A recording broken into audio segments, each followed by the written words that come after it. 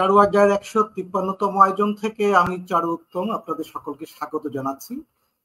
যারা আমাদের আজকে অতিথি হিসাবে আমাদের প্যানেলে যুক্ত আছেন তাদের তো অবশ্যই আমরা ধন্যবাদ কৃতজ্ঞতার মধ্যে আবদ্ধ করেছেন আমাদের, আবার যারা ইতিমধ্যে আমাদের সাথে যুক্ত হচ্ছেন বা হবেন তাদেরকে আমি অগ্রিম অভিনন্দন, শুভেচ্ছা, স্বাগত জানিয়ে রাখছি।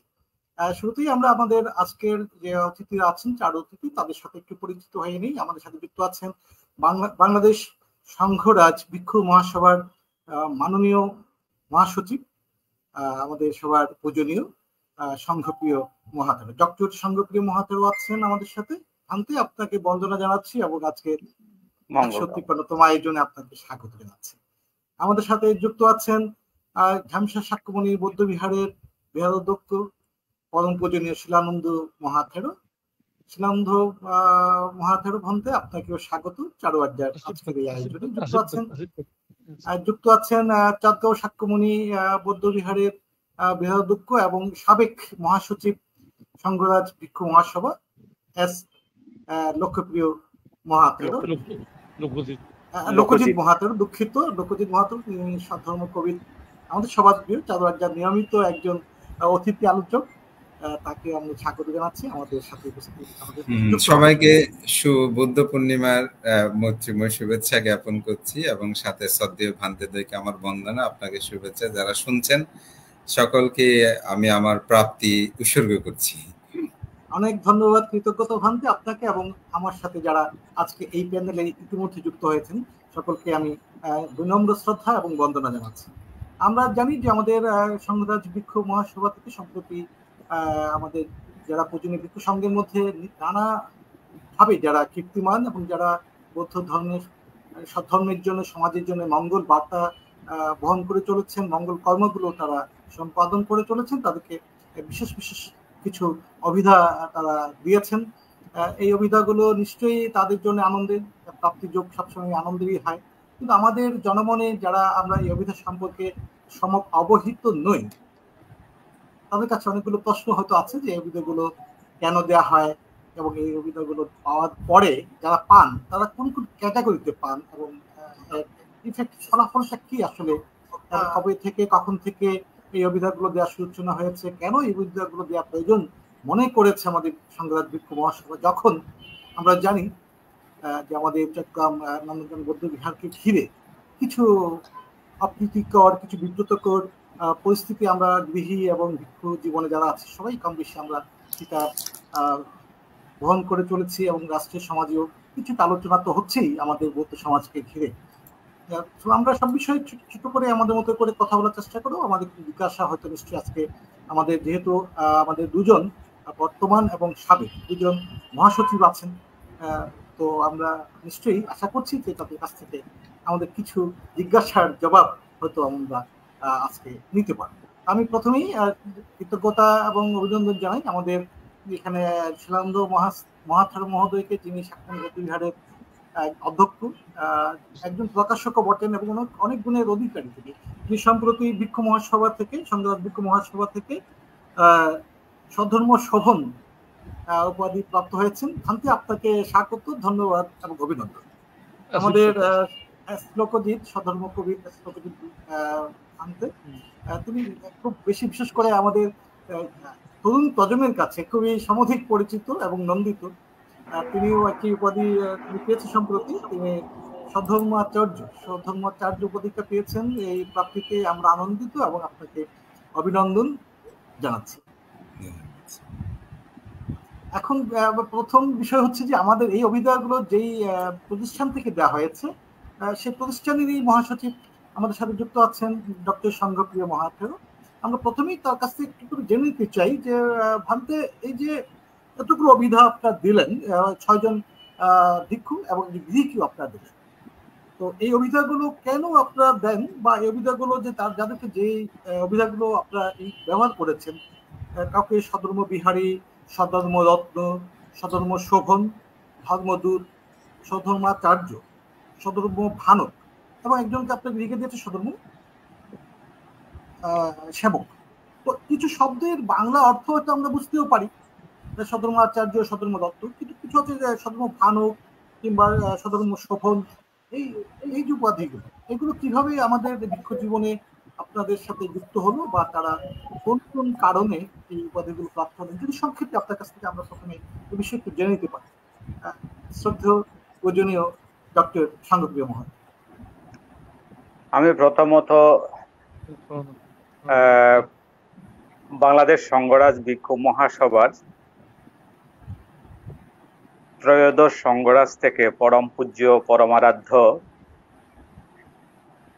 সারমেধ মহাতেরো থেকে শুরু করে অদ্যাবধি পর্যন্ত ত্রয়োদশ সংঘরাজ পর্যন্ত যারা মহান সংঘ পুরুষেরা, মহামান্য সংঘরাজেরা ছিলেন, মাননীয় উপসংঘরাজেরা ছিলেন, এবং সভাপতি সহসভাপতি বৃন্দ ছিলেন, এবং যারা প্রাতঃস্মরণীয় পুণ্য পুরুষেরা ছিলেন বাংলাদেশ সংঘরাজ বৃক্ষ মহাসভার, এবং অতীতে যারা ছিলেন এবং বর্তমানে যারা আছেন, সকল সংঘের প্রতি আমি বিনম্র শ্রদ্ধা সম্মান জ্ঞাপন করছি, এবং বাংলাদেশ সংঘরাজ বৃক্ষ মহাসভার একজন সেবক হিসাবে আমাকে আজকে আলোচনায় দেখেছেন চারু আড্ডা, তার 153তম চারু আড্ডার মধ্যে বাংলাদেশ সংঘরাজ বৃক্ষ মহাসভার যারা কৃতি ব্যক্তিত্ব, যাদেরকে বাংলাদেশ সংঘরাজ বৃক্ষ মহাসভা কর্তৃক সম্মাননা জ্ঞাপন করা হয়েছে, তাদের মধ্যে কয়েকজন আজকের আড্ডার সাথে, চারু আড্ডার সাথে যুক্ত আছেন। আমরা চারু আড্ডাকে বাংলাদেশের একজন চারু আড্ডার অনলাইন আলোচনার মধ্যে একজন খুব প্রশংসাযোগ্য একজন মানুষ, সেই চারু আড্ডাকে, চারু উত্তমকে ধন্যবাদ, প্রীতি শুভেচ্ছা জানাচ্ছি, এবং সাথে কলা কৌশলী হিসেবে যারা সংযুক্ত আছেন, যারা থাকেন, তাদের প্রতিও প্রীতি শুভেচ্ছা, মৈত্রী জানাচ্ছি, বুদ্ধ পূর্ণিমার মৈত্রীময় শুভেচ্ছা জানাচ্ছি, এবং অনলাইনে যারা যুক্ত আছেন, যারা শুনছেন, সেই শোনার মধ্যে যেগুলো আমাদের কথার মধ্যে যেগুলো গ্রহণযোগ্যতা, যেগুলো আপনাদের প্রয়োজনে আসবে, সেই কথাগুলোকে আপনারা গ্রহণ করবেন, এবং সে কথাগুলোই আপনাদের পজিটিভ হিসেবে ধরে নেবেন, এবং হয়তো কোনো কথা যদি অবাঞ্ছিত কথা যদি হয়, অবাঞ্ছিত কথা বলার কথা নয়। আমি সেজন্য বলবো, যারা আজকে শুনছেন সকল সঙ্গের প্রতি আমি তথা সুধীজনের প্রতি মৈত্রীময় প্রীতি শুভেচ্ছা জানাচ্ছি। তো আজকে চারু যে কথাটি উপস্থাপন করেছেন, কিছু টাইটেলের, কিছু উপাধির কথা তিনি উপস্থাপন করেছেন, এবং আমরা কেন এবং কখন থেকে এই দেওয়াটা শুরু হয়েছে, এই উপাধিগুলো বা সম্মাননাগুলো বা শ্রদ্ধাঞ্জলিগুলো দেওয়া শুরু হয়েছে, সেই জিনিসগুলো আমাদের আলোচনার মধ্যে আসার কথা আছে এবং আসবে, এবং আমরা সবগুলো কথা হচ্ছে কোনো অবস্থাতে নেগেটিভ কিছু বা সমালোচিত কোনো কিছুর মধ্যে আলোচিত কথা, সমালোচনা গ্রহণ করব, গঠনমূলক অবশ্যই সমালোচনাগুলো আমাদের গ্রহণ করব, আমরা সেটা কেন করব না। আমরা তথাগত সম্যক সম্বুদ্ধের শাসন সদ্ধর্ম সময় থেকে, গৌতম বুদ্ধের শাসন সদ্ধর্মের সময় থেকে আমরা ভিক্ষুদের মধ্যে, ভিক্ষুদের মহান সংঘ, যারা অশীতি শ্রাবক সংঘের মধ্যে যে সমস্ত শ্রাবক সংঘ ছিলেন, অশীতি শ্রাবক সংঘের বিভিন্ন রকমের উপাধি, বিনয়ধর, ধর্মভাণ্ডাগারিক, এরকম আমরা অনেক উপাধি আমরা এই পর্যন্ত পেয়েছি, দেখেছি। শাস্ত্র অধ্যয়ন করতে গিয়ে যে সাধারণ সামান্য পড়ালেখা করেছি, তার মধ্যে এই তাদের উপাধি, কিছু টাইটেল তথাগত সম্যক সম্বুদ্ধের আমলে আমরা দেখেছি, এবং তার পরবর্তী সময়ে যেগুলো আমরা নালন্দা তথা পণ্ডিত বিহার সহ বিভিন্ন বিশ্ববিদ্যালয়ে, তৎকালীন সময়ের বিহার বা বিশ্ববিদ্যালয়, সে মহাবিহারের যারা আচার্য ছিলেন বা অধ্যাপক ছিলেন, যারা পড়া গুরু আচার্য ছিল, সে সমস্ত গুরু আচার্যরা বিভিন্ন উপাধিতে বিভূষিত করা হয়েছিল এবং হতো, এবং বিভিন্ন সময় দেখা গেছে তাদেরকে নামে, যেমন আমাদের পণ্ডিত শিলভদ্র মহাতেরকে শিলভদ্র মহাতের বলে সবাই উল্লেখ করতেন না, তার নামের আগে যে বিশেষণ আছে সেই বিশেষণটা উল্লেখ করেই তার নামকে তাকে বলতেন। তো ঠিক তেমনি ভাবে সকল মানে ভিক্ষু সংঘের মধ্যে যারা প্রাজ্ঞ ভিক্ষু সংঘ, যে অশীতি শ্রাবক সংঘ যারা ছিলেন, তার মতো আমাদের বর্তমান বা পরবর্তী সময়ে সেই রকম ভিক্ষু সংঘ আমরা অদ্যাবধি পর্যন্ত আমরা পাওয়ার সুযোগ সৌভাগ্য কতটুকু হয়েছে আমি সে দর্শক মহল বা সুধী মহলের বিচার্য বা মহান সংঘের বিচার্য বিষয়। কিন্তু যে তার পরবর্তীতে আমাদের সেই অশীতি শ্রাবক সংঘ বা যে কথা বললাম যে পণ্ডিত বিহার, নালন্দা মহাবিহার থেকে শুরু করে যে সমস্ত আচার্য বা অধ্যাপক যারা পণ্ডিত জন ছিলেন, তাদের পরবর্তীতে কথা আমরা যে 1864 খ্রিস্টাব্দে বাংলাদেশ সংঘরাজ ভিক্ষু মহাসভার কথা যদি বলি, যে বাংলাদেশ সংঘরাজ ভিক্ষু মহাসভার শুরু 1864 সংঘরাজ নিকায়ের প্রতিষ্ঠাতা, সেই প্রতিষ্ঠাতা আমাদের পরম পূজ্য পরম আরাধ্য প্রাতঃস্মরণীয় পুণ্য পুরুষ পরম শ্রদ্ধেয় মহামান্য সারমেদ মহাতেরো।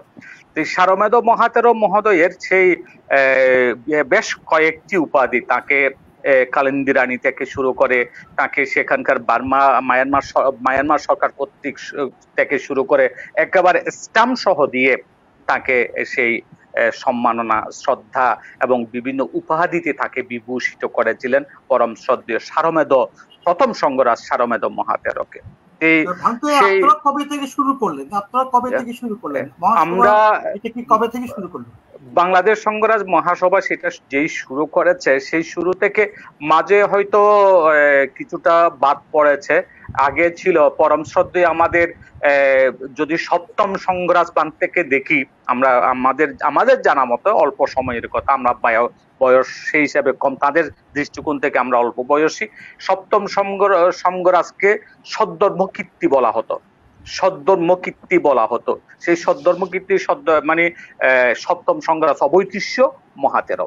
এই সপ্তম সংঘরাজ থেকে সেই সদ্ধর্ম কীর্তি উপাধি যে আমরা দেখতে পাচ্ছি, এবং তার পরবর্তীতে আমরা অনেক পরমারাধ্য মহান সাংঘিক ব্যক্তিদের দেখতে পাচ্ছি। আচার্য পূর্ণাচারের কথা, আচার্য পূর্ণাচার ধর্মদারী চন্দ্রমোহন মহাস্তবীর, তার নাম কিন্তু পূর্ণাচার মহাস্তবীর, কিন্তু আচার্য পূর্ণাচার ধর্মদারী চন্দ্রমোহন মহাস্তবীর যে আমরা সেই বাংলাদেশ সংঘরাজ ভিক্ষু মহাসভার কথাই যখন বলা হচ্ছে, সেই থেকে যদি শুরু করি তাহলে হয়তো শুরু হয়েছিল, আমরা সেদিন তারিখক্ষণ হয়তো সেদিনের কথা বলতে পারবো না, কিন্তু পরবর্তীতে যে শুরু হয়েছে তখন আমাদের পরম শ্রদ্ধেয় অজিতানন্দ মহাতেরোরা ছিল বা শাসনপ্রিয় মহাতেরোরা ছিল, আমাদের লোকজিৎ মহাতেরোরা ছিল, তারা যারা দায়িত্ব পালন করেছে তৎকালীন সময়, তারই ধারাবাহিকতায় এবার আমরা বাংলাদেশ সংঘরাজ ভিক্ষু মহাসভা প্রতি বৎসর, তাও সেই করোনাকালীন সময়ে 2 বছর বোধহয় আমরা সেটা করতে পারিনি, বাদ দেওয়া সম্ভব হয়নি। এবং সেই বাংলাদেশ সংঘরাজ ভিক্ষু মহাসভা কিছু কৃতি ভিক্ষুদেরকে হয়তো জীবন উৎসর্গ করেছে, জীবন সদ্ধর্মের জন্য উৎসর্গকৃত জীবন, সদ্ধর্মের যে বুদ্ধ পরম্পরা 2568 বুদ্ধবর্ষ হয়ে গেল, কিন্তু এখনো পর্যন্ত থেরবাদ আদর্শের বৌদ্ধ ধর্ম দর্শন আমাদের মধ্যে ধরে রেখেছে।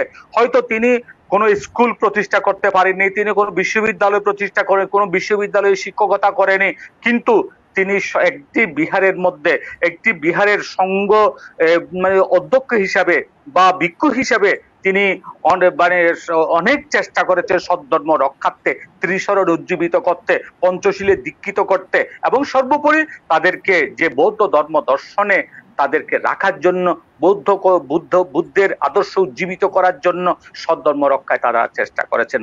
যার কারণে বাংলাদেশ সংঘরাজ ভিক্ষু মহাসভা হয়তো যে কথা বললাম, হয়তো প্রত্যেকে পরম শ্রদ্ধেয় আচার্য গুরুদেব জ্যোতিপাল মহাতেরোর মতো বিশ্ব স্কুল কলেজ হয়তো অনেকে করতে পারেনি, পরম শ্রদ্ধেয় হয়তো মানে যে প্রজ্ঞাবংশ মহাতেরোর মতো বা শ্রদ্ধেয় জ্ঞানশ্রী মহাতেরোর মতো অনেকে হয়তো স্কুল কলেজ বা প্রতিষ্ঠা করতে পারেননি, হয় কিন্তু বা শ্রদ্ধেয় জিনবুদ্ধি বান্তের মতো হয়তো অনেকে, কিন্তু এমনও তো আছে যারা যে কথা বলছিলাম, যারা হয়তো ধ্যান সাধনায় আছে, যারা হয়তো প্রচার প্রকাশে আছে, যারা হয়তো বই লিখনে আছে, যারা হয়তো পাণ্ডিত্যে আছে, যারা হয়তো প্রাজ্ঞ ধর্ম দেশনা করে মানুষকে উজ্জীবিত উৎসাহিত করে সদ্ধর্মে অনুপ্রাণিত করেছে। সেই কারণে সেই জন্য বাংলাদেশ সংঘরাজ ভিক্ষু মহাসভা তাদেরকে এবং নবপ্রজন্মকে, বিশেষত নবপ্রজন্মকে, তার কারণ একটা জিনিস, এই যে সংঘের মধ্যে আসলো, তারা সারা জীবনটা উৎসর্গ করলো, সারা জীবনটা উৎসর্গ করে তারা কি পাচ্ছে, কি হলো, হয়তো সঙ্গে মানুষ লোকজন তাদেরকে দায়িকে তাদেরকে শ্রদ্ধা করছে, সম্মান করছে, বা ভালো শ্রদ্ধা সম্মান পাচ্ছে, তাতে করে মহাসভা যে জিনিসটি আছে, সাংঘিক সংগঠন যেটা, এই সাংঘিক সংগঠন থেকে বিশেষ বিশেষ বিবেচনার ক্ষেত্রে হয়তো সবাইকে নয়, সবাই পায় না, হয়তো কোনো ক্ষেত্রে যার যার অবদানের জন্য, ভূমিকার জন্য, যেমন পরম শ্রদ্ধেয় সে সুনন্দ প্রিয় মহাতের মহোদয়, তিনি উত্তরবঙ্গের মধ্যে বৌদ্ধ ধর্ম প্রসারের জন্য তিনি কাজ করেছেন। শ্রদ্ধেয় শিলভদ্র বান্তে, বুদ্ধানন্দ বান্তে এবং শ্রদ্ধেয় জ্ঞানরত্ন মহাতেরও অনেকে কাজ করছেন, শ্রদ্ধেয় জ্ঞানশ্রী মহাতেরও অনেকে প্রাজ্ঞ ভিক্ষু সংঘগণ কাজ করছেন। কিন্তু সুনন্দ বান্তে প্রতি শীত আসলে, মানে শীতের সময় এবং স্কুলে পড়ালেখার জন্য উত্তরবঙ্গীয় ছেলেদেরকে প্রতিষ্ঠা করার জন্য শিক্ষা দীক্ষায় স্কুল ভর্তি থেকে শুরু করে বিভিন্ন কারণে বিভিন্নভাবে সহযোগিতা করছে। সেই ওই অবদান একটি জীবনে আরো 5টি জীবন, একটি জীবনে আরো 5টা জীবনকে, আরো 5টা মানুষকে প্রতিষ্ঠিত করার যে প্রত্যয় তারা মানে করেছেন এবং চেষ্টা করেছেন, তার স্বীকৃতি স্বরূপ যদি সমাজ থেকে, ধর্ম থেকে, সদ্ধর্ম থেকে কিছু যদি অনুপ্রেরণা, এই উপাধি মানে এমন কোনো বিশাল কিছু আমরা দিতে পারিনি, এমন কোনো বিশাল কোনো কিছু করতে পারিনি, এই উপাধি কিছু কি তারা যেন কাজ করার জন্য, যেমন আমাদের জ্যোতি সেন মহাতের মহোদয় সম্প্রতি আপনারা দেখেছেন বেশ কয়েকটা প্রতিষ্ঠান করেছে, নান্দনিক প্রতিষ্ঠান করেছে, এবং কিছু ছেলে সেই রামকুড়ের মধ্যে রেখে তাদেরকে পড়ালেখা শিক্ষা দীক্ষা করাচ্ছে এবং স্কুল কলেজ প্রতিষ্ঠা করছে এবং আরো কিছু করার জন্য তার ইচ্ছা আছে।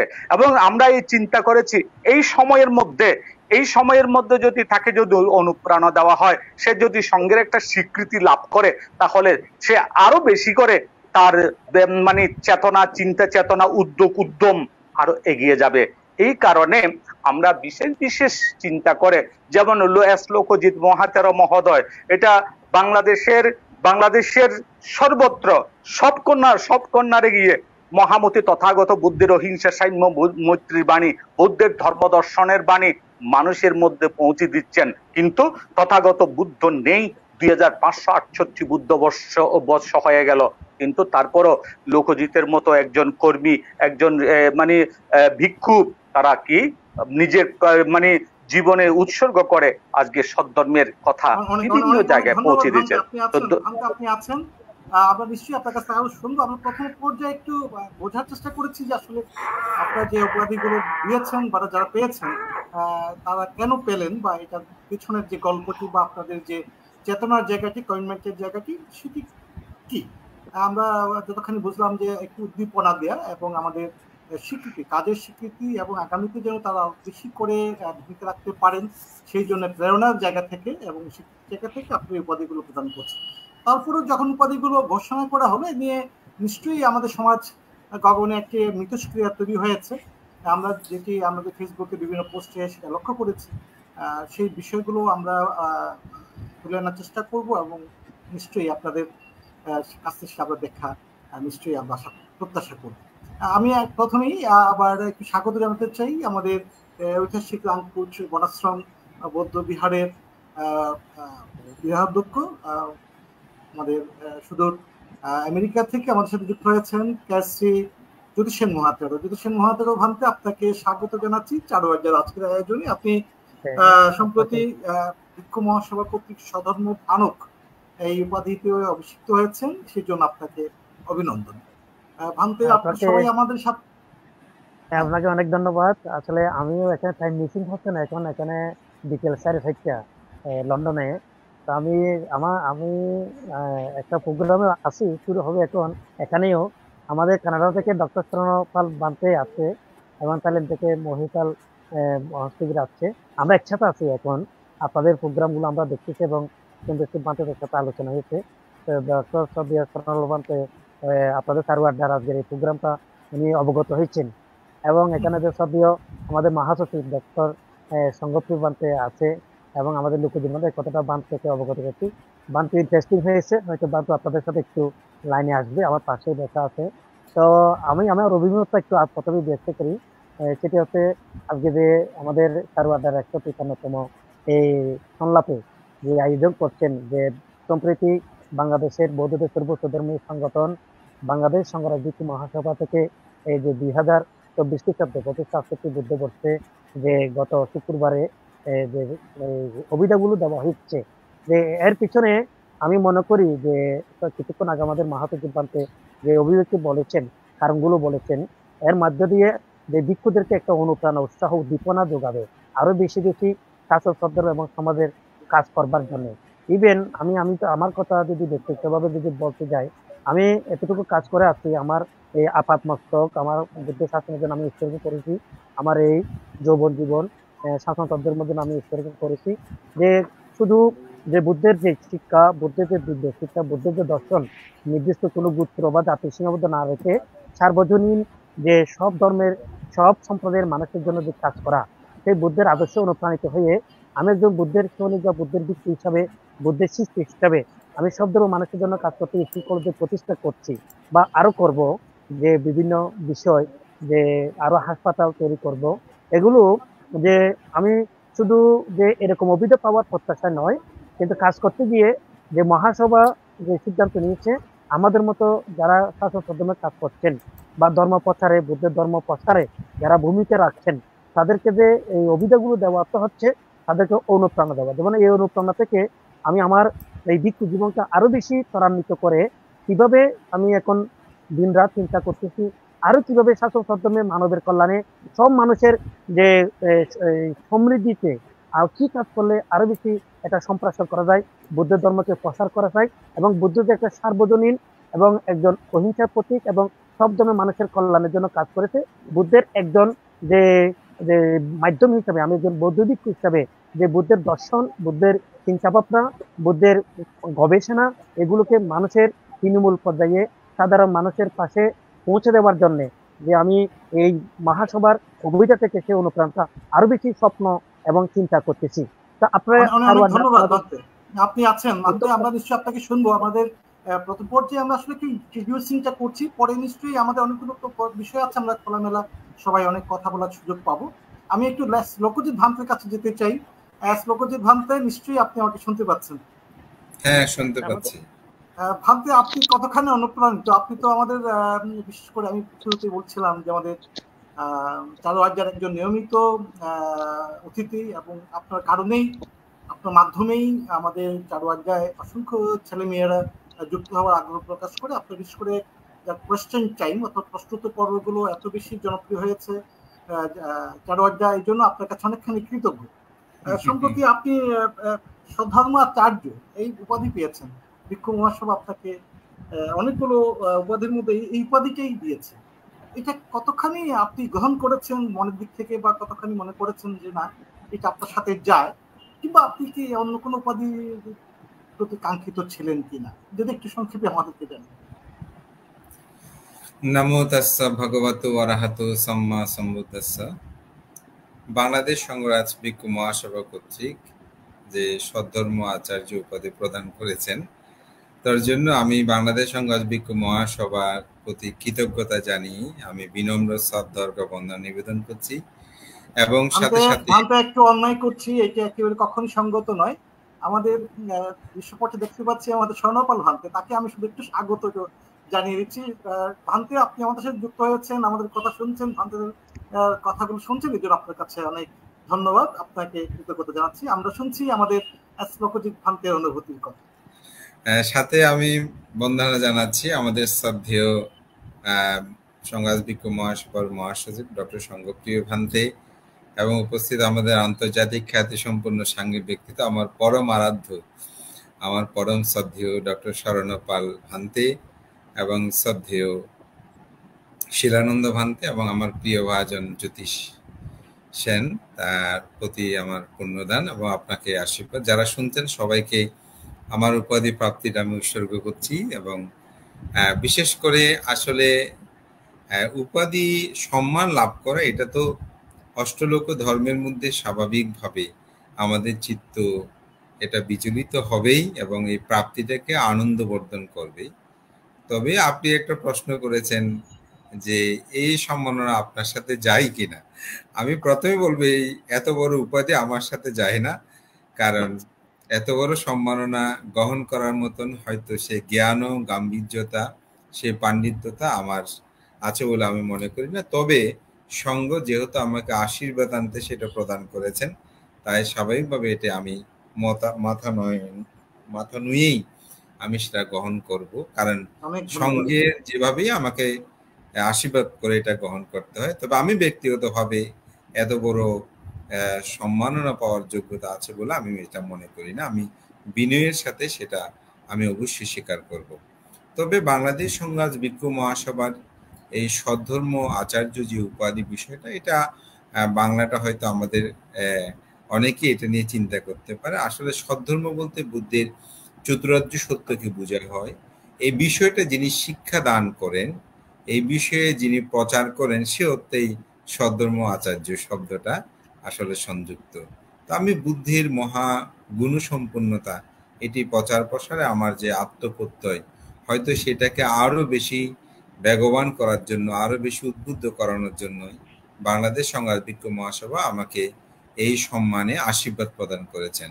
তো উপাধি বিষয়ে যদি বলি, আমাদের জ্যোতিষেন একটু আগে বলেছে 21শে পদক যখন প্রাপ্ত হয় তখন তাদের মন্তব্যগুলো শ্রবণ করি। এই গত 2024-এর 21শে পদক প্রাপ্তির অভিমতেই আমি, নামটা আমার ঠিক এখন মনে পড়ছে না, তিনি বলছেন যে এই উপাধিটা যদি আমি 70 বছরে এসে না পেয়ে যদি এটা আমি 40-45 বছরে লাভ করতাম, তাহলে কিন্তু আমি সমাজের জন্য আরো বেশি কিছু করার প্রেরণাটা লাভ করতে পারতাম। তো আমি এই ক্ষেত্রে এই কথাটা আমার খুব হৃদয়ে দাগ কেটেছে। আমাদের বাংলাদেশ সংঘাত ভিক্ষু মহাসভা এটা শ্রদ্ধেয় ভান্তে আদ্যপন্ত বলেছেন, বুদ্ধ ঐতিহাসিকগতভাবে বুদ্ধের অশীতি শ্রাবককে তিনি এক একটি উপাধি প্রদান করেছিলেন, যেটা আমরা জানি আনন্দ ধাম্মা ভান্ডারকারী, তার তথাগত বুদ্ধের 2 অজ্ঞ শ্রাবক দ্বয়, এভাবে বিবিধ উপাধি আমরা দেখি। পরবর্তীতে আসলে যখন শাসন সদ্ধর্মের উন্নতি শ্রীবৃদ্ধি সাধিত হয়, তখনই কিন্তু উপাধি প্রদানটা হয় একটা সম্মাননা প্রদান। এতে একজন ভিক্ষুর গুণপনা গুলো তার উপাধির মধ্যেই অনেক সময় সন্নিহিত থাকে বৌদ্ধ ধর্ম দর্শনের মধ্যে। যেমন আমরা যদি কবিগুরু বলি, তাহলে আমরা বুঝতে পারি রবীন্দ্রনাথের কথা বলছে। বিশ্বকবি যদি বলি, তখন রবীন্দ্রনাথকে চেনা হয়। বিদ্রোহী কবি বললে নজরুলকে চেনানো হয়। ঠিক অনুরূপ ভাবে আমাদের এক একজনের ধর্ম প্রচারগুলোকে বা তাদের সদ্ধর্ম কাজগুলোকে চিন্তা করে বাংলাদেশ সংঘাত ভিক্ষু মহাসভা সেরূপ ক্ষেত্রে আসলে একটা উপাধি প্রদান করেন। আমি আমার অভিমতে আসলে লিখিতভাবে জানিয়েছিলাম, আমার সৌভাগ্যক্রমে আমি প্রায় 6-7 বার বাংলাদেশ সংঘাত ভিক্ষু মহাসভার মনোনয়ন বোর্ডে আমি সদস্য ছিলাম। আমি মহাসভাকালীন সময়ে প্রায় 4 বছর আমি পদাধিকার বলেছিলাম, বাকিগুলোতে আমি কারক সভা বা সাধারণ সভা কর্তৃক মনোনীত সদস্য পদে ছিলাম। অনেকবার আমরা সেখানে বিবেচনা করেছি দুটি ভাবে, বেশ করে যারা বয়স্ক হয়েছেন, শাসক সদ্ধর্মের জন্য জীবনকে উৎসর্গিত করেছেন, তাদেরকে একটি মহাসভা থেকে সম্মাননা প্রদান করা সংঘ কর্তৃক, আরেকটা যারা তরুণ ভিক্ষু যারা সমাজের জন্য কাজ করেন তাদেরকে। তো সেক্ষেত্রে সেই ধারাবাহিকতা রক্ষা করে আমি মনে করি বাংলাদেশ সংঘাত ভিক্ষু মহাসভা বর্তমানে তারা সেই কাজটি করেছেন। আমাদের কিছু নবীন প্রবীণ তাদের উভয়ের সমন্বয় সাধনে তারা উপাধি দিয়েছেন। এবং এই ক্ষেত্রে যে কথাটা আপনি বলেছেন, অনেকের অনেক কিছু প্রতিক্রিয়া, সেটা হতে পারে স্বাভাবিক, কারণ সবাইকে তার প্রথম দ্বিতীয় করা যায় না, যারা বাদ পড়ে অনেকে। তবে আমি যেটা মনে করি সংঘাত ভিক্ষু মহাসভা তারা সবসময় সুচিন্তিত বিষয়গুলো বিবেচনা করে বারবার এই পদকগুলো তারা নির্ধারণ করেছেন এবং পর্যায়ক্রমে যারা সমাজে অবদান রেখেছেন তাদেরকে দিয়ে যাচ্ছেন। তো আমি এক্ষেত্রে অত্যন্ত প্রীতি আনন্দ অনুভব করি যে বাংলাদেশ সংগ্রাম ভিক্ষু মহাসভা আমার অনুমেয় কর্মকে তারা যে স্মরণ করে আমাকে সামনের দিকে এগিয়ে নিয়ে যাওয়ার ক্ষেত্রে আমাকে প্রেরণা প্রদান করছে, এবং তাতে আমি মনে করি আমার ব্যক্তিগত জীবনেও বা আমার সামগ্রিক যারা কল্যাণমুখী কর্মগুলো দেখছেন তাদের মধ্যে প্রেরণাগুলো উৎপন্ন, বা আমাদের যারা নবীন প্রজন্ম ভিক্ষু আছেন তাদের মধ্যে কিন্তু একটা উৎসাহ আসবে যে আমি যদি সমাজ শাসন সদ্ধর্মের জন্য কাজ করি তাহলে সমাজ বা মহাসভা আমাকে এটি প্রদান করবে।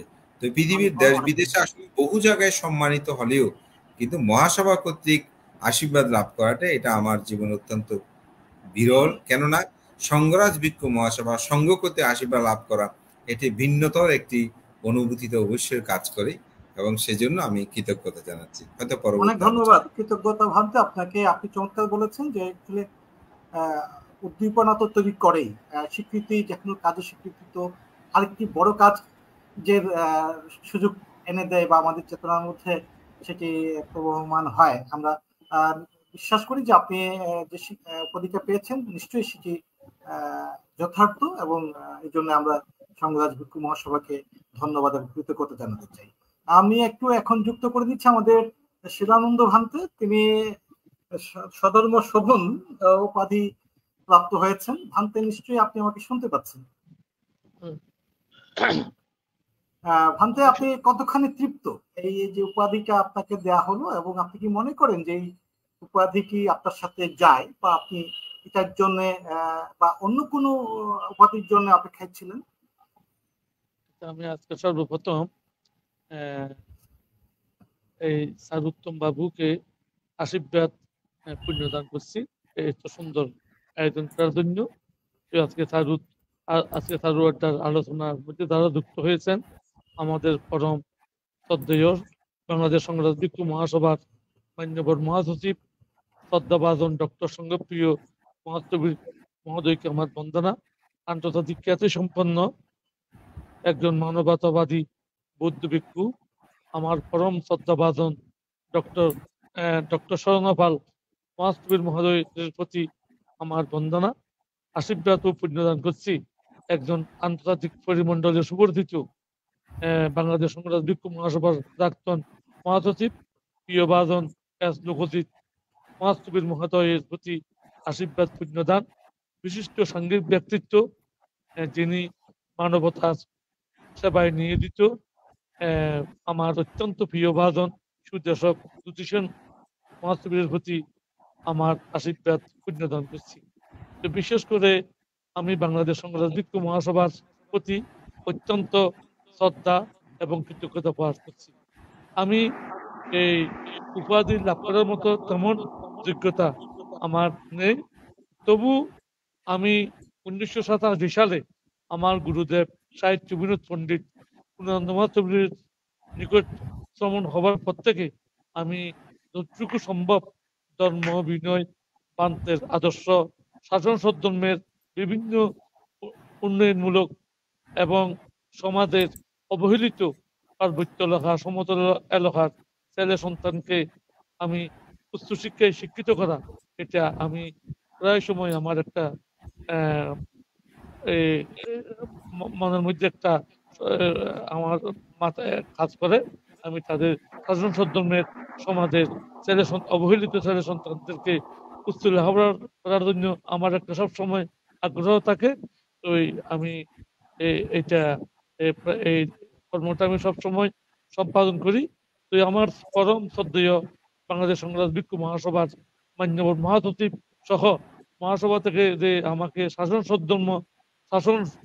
সদ্ধর্ম শোভন উপাধি প্রদান করেছে, এটা আসলে এটা আমি পেয়ে একদিকে খুশি, আর একদিকে আমার অনেক দায়িত্বটা বেড়ে গেছে।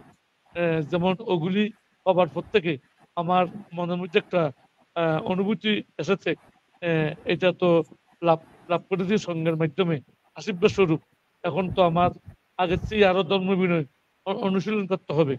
দ্বিতীয়টা হচ্ছে আরো শাসন সদ্ধর্মের বিভিন্নভাবে প্রসারের জন্য আমার কাজ করে যেতে হবে, এবং আমাদের সমাজের পার্বত্য এলাকা, সমতল এলাকার যত বুদ্ধ ছেলে সন্তান অবহেলিত ভাবে রয়েছে, যারা শিক্ষা দীক্ষা লাভ করতে পারছে না, তাদেরকে বিভিন্নভাবে উচ্চ শ্রেণীর শিক্ষা, ধর্মীয় শিক্ষা দেওয়ার জন্য আমাকে আপ্রাণ চেষ্টা করতে হবে।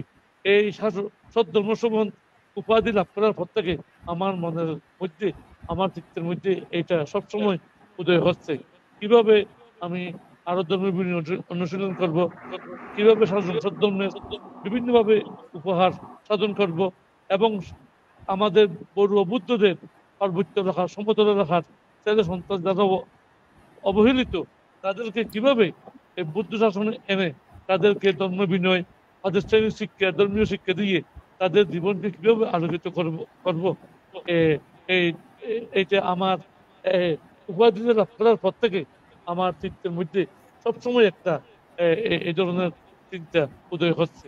এই জন্য মহাসভা থেকে যে উপাধিটা দেওয়া হয়েছে, এটা উপাধির পাওয়ার পর থেকে আমার অনেক শাসন সদ্ধর্মের প্রতি অনেক শ্রদ্ধা, অনেক গৌরব বেড়ে গেছে, এবং শাসন সদ্ধর্মের কাজ করার জন্য অনেক আগ্রহ আমার সৃষ্টি হয়েছে। অতীত যদি আমরা চিন্তা করি, যেমন আমাদের অষ্টম সংঘরাজ, তিনি বেশি প্রতিষ্ঠান করেনি, কিন্তু তাকে সাহিত্য রত্ন উপাধি প্রদান করেছিল। কি কারণে? তিনি সবসময় বিভিন্ন ধর্মীয় গ্রন্থাদি প্রকাশ করতেন, এ কারণে তাকে সাহিত্য রত্ন উপাধি প্রদান করেছিল। তদ্দীয় দীনবংশ মহাত্মী মহামণি পাহাত্তলী, তিনি অসাধারণ ধর্ম বিনয় রক্ষা করতেন, এ কারণে তাকে বিনয়াচার্য উপাধি প্রদান করেছিল। আমাদের পরম শ্রদ্ধাভাজন পঞ্চদীপ মহাত্মী, তিনি বিনয়কে এক বিন্দুবারও তিনি অমান্য করতেন না। সবসময় তিনি ধর্ম বিনয়ের প্রতি খুব গাঢ়বতা ছিল, আমি যা আমার গুরুগ্রন্থের হাত থেকে শুনেছি। এই জন্য সদ্দীয় পশুদীপান থেকে বিনয়াচার্য উপাধি প্রদান করেছে। তাহলে আমরা অতীত ইতিহাস পর্যালোচনা করলে আমরা অতীতের বান্তারা যারা আলোগত হয়েছে, তারাও এইভাবে উপাধি লাভ করেছে। সেই ধারাবাহিকভাবে আমাদের সংগ্রাম ভিক্ষু মহাসভা, যারা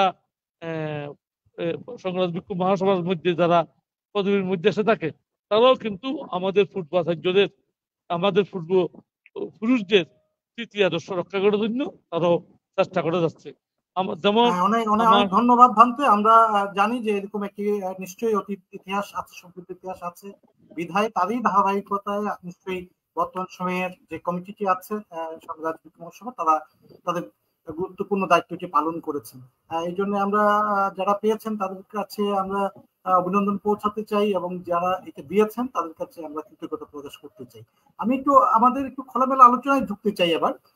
আমি সবার জন্যই আমি প্রশ্নটা রাখছি, বাট আমি আশা করছি যে আমাদের ভিক্ষু মহাসভার থেকে যদি প্রশ্নের উত্তরটা আসে। একটি অভিযোগ আছে, এই অভিযোগটা স্বীকৃত অভিযোগ নয়, বাট এটা হচ্ছে ফেসবুক কেন্দ্রিক অভিযোগ, যে যারা খুব কাছাকাছি থাকে, যারা একটু মানে কোরআনের মধ্যে আছে, বিশেষ করে যারা বিগত সময়ে আমাদের যে একটু বৌদ্ধবিহারকে ঘিরে একটু অসন্তোষ বা একটা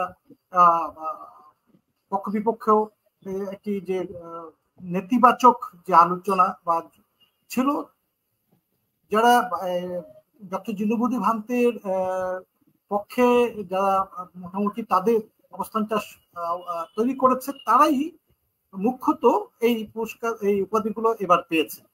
এটা কতখানি সঙ্গত এই অভিযোগটা মনে করেন, বা এটা এই বিষয়ে আপনাদের একটু ব্যাখ্যা দেবেন যে এটা অভিযোগটা আসলে সঙ্গত কি অসঙ্গত? মহান সংঘ, আমার কথা কি শোনা যাচ্ছে? আমি প্রথমেই বলছি যে কোনো স্বীকৃত অভিযোগ নয়, বাট এটা হচ্ছে ফেসবুক কেন্দ্রিক অভিযোগ। পরম সম্মানিত মহান সংঘ যারা লাইনে আছেন, যারা শুনছেন, মহান তত্ত্বা আমার শরণপাল যুক্ত হয়েছে, সেই জন্য শরণপালকে তথা যারা যুক্ত আছেন মহিপাল সহ তাদেরকে ধন্যবাদ জানাচ্ছি।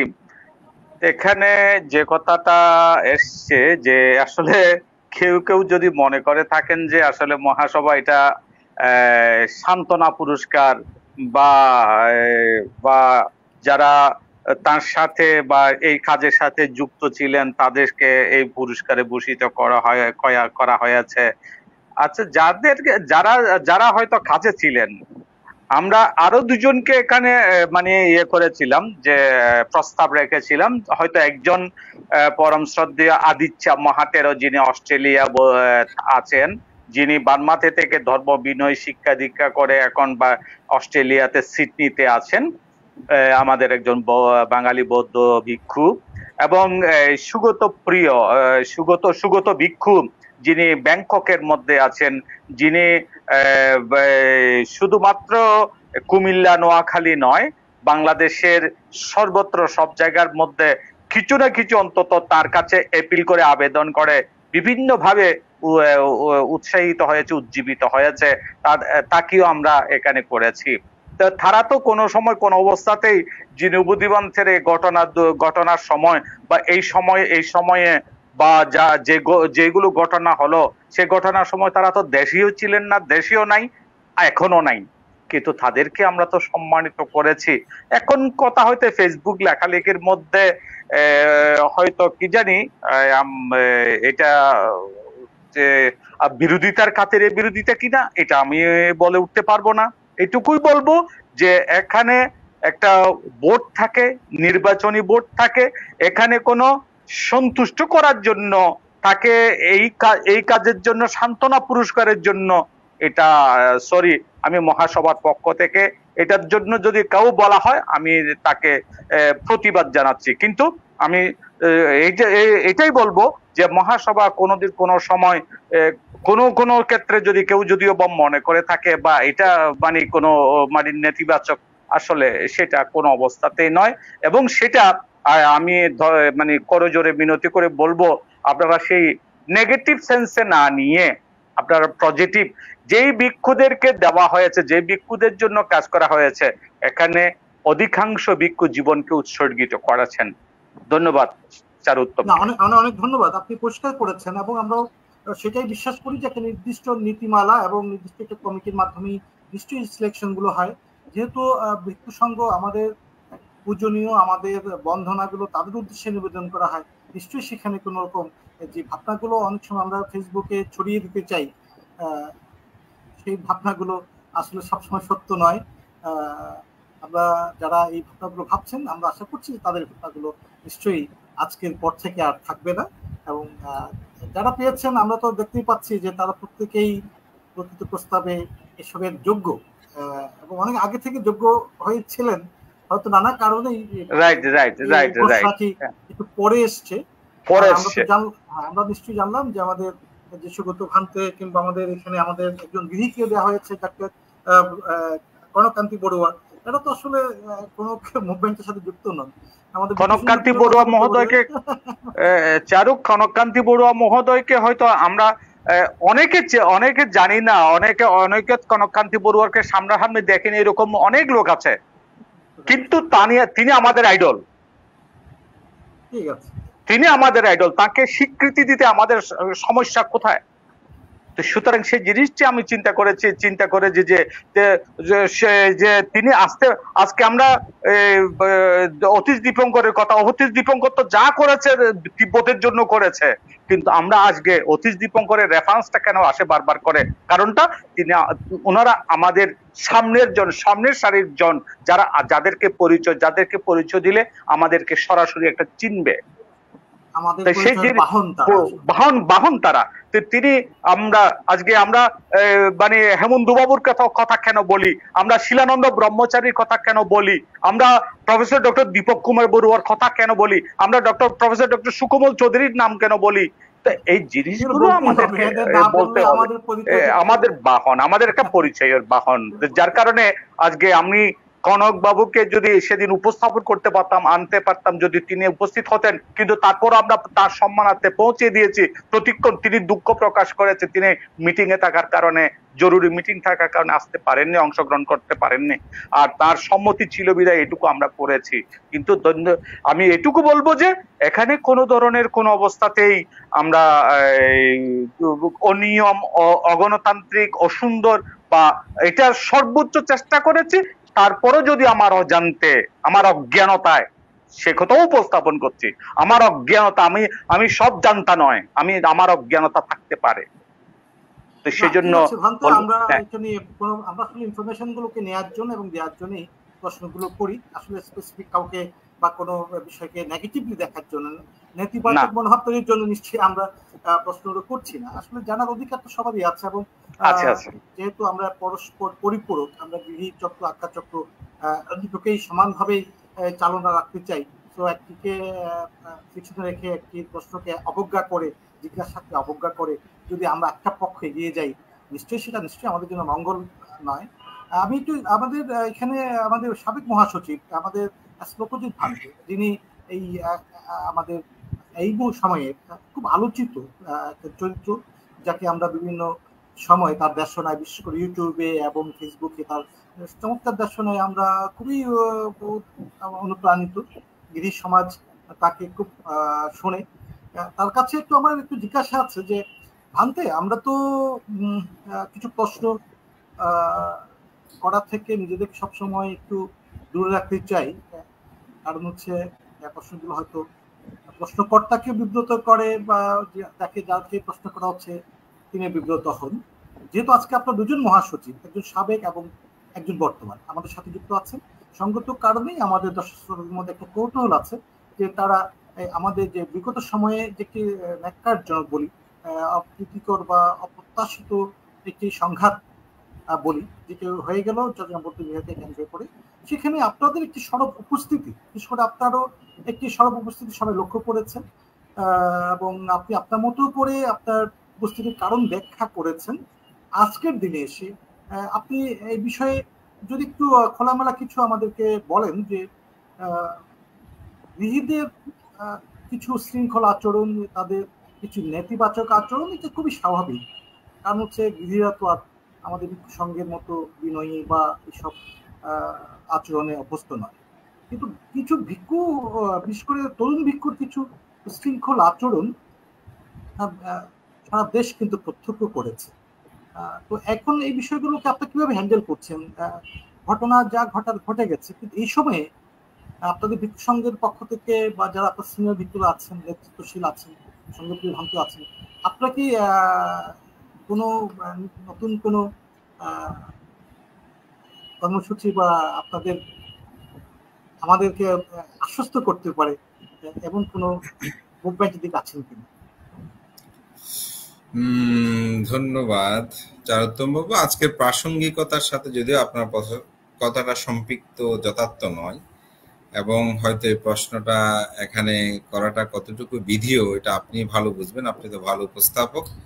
তবুও আমি আমাদের শিরোনামে ছিল কতিপয় প্রশ্ন ছিল, এই কতিপয় প্রশ্নের মধ্যে একটি প্রশ্ন আমি রাখলাম, বাট আমি বলেছি যে যদি মনে হয় যে না এইগুলো এখানে উপস্থাপনযোগ্য নয় বা কথা বলাকে আমরা একটু মিউট রাখতে চাই, সেগুলো সমস্যা নেই। যতখানি বলা প্রয়োজন, যতখানি বলতে চান, আপনার তো একটা বলার বিষয় থাকতেই পারে, এই ঘটনার থেকে বিশ্লেষণ ব্যাখ্যা থাকতেই পারে, সেই জায়গা থেকে যদি আপনি ছোট করে। না, আমি এটাই বলতে যাচ্ছি, আসলে বিষয়টা যদি আমরা এখানে সম্পূর্ণ উপস্থাপনা, অনেক বিষয়গুলো কিন্তু এখানে আসবে। এখন মানুষের তিনটা বিষয় আছে। আপনি যখন বিচার কার্য করবেন আইনি, প্রথমে হচ্ছে কিছু ঘটনা পরিকল্পিত, কিছু ঘটনা হঠাৎ ঘটে, আর কিছু ঘটনা আত্মরক্ষার জন্য ঘটে।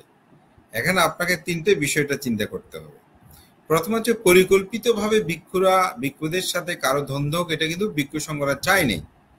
দ্বিতীয় বিষয়টা হচ্ছে ভিক্ষু সংঘরা কিন্তু তারা যখন আঘাত করেছে তখন সেটা স্বাভাবিকভাবে আত্মরক্ষার জন্য ভিক্ষুদের কিছু করণীয় কর্তব্য থাকতেই পারে।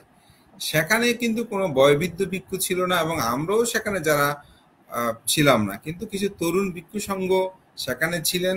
তারা আত্মরক্ষার জন্য যখন কিছু করতে গিয়েছে, ওইটাকে যদি কেউ উচ্ছৃঙ্খল মনে করে, আসলে বিষয়টা আমি যথার্থ বলে মনে করি না। কারণ ক্ষেত্র বিশেষে মানুষ বাঁচার জন্য চায়। আপনি যখন কোনো জায়গায় গিয়ে সেখানে বুদ্ধমুক্তি সরিয়ে ফেলবেন, সেখানে গিয়ে যদি ভিক্ষুদেরকে গালিগালাজ করবেন, ভিক্ষুদের আবাসস্থল আপনি দখল করতে যাবেন, তখন তো স্বাভাবিকভাবে ভিক্ষুদের কিছু প্রতিবাদীয় বিষয় থাকতে পারে। ভিক্ষুরা কিন্তু ওখানে কেউ কোনো ধরনের ধারালো অস্ত্র অমুক সমুক নিয়ে কিন্তু কেউ কিছু, আপনি যখন আঘাত করেছেন তখন সে আত্মরক্ষার জন্য সেই বিষয়টা করেছে।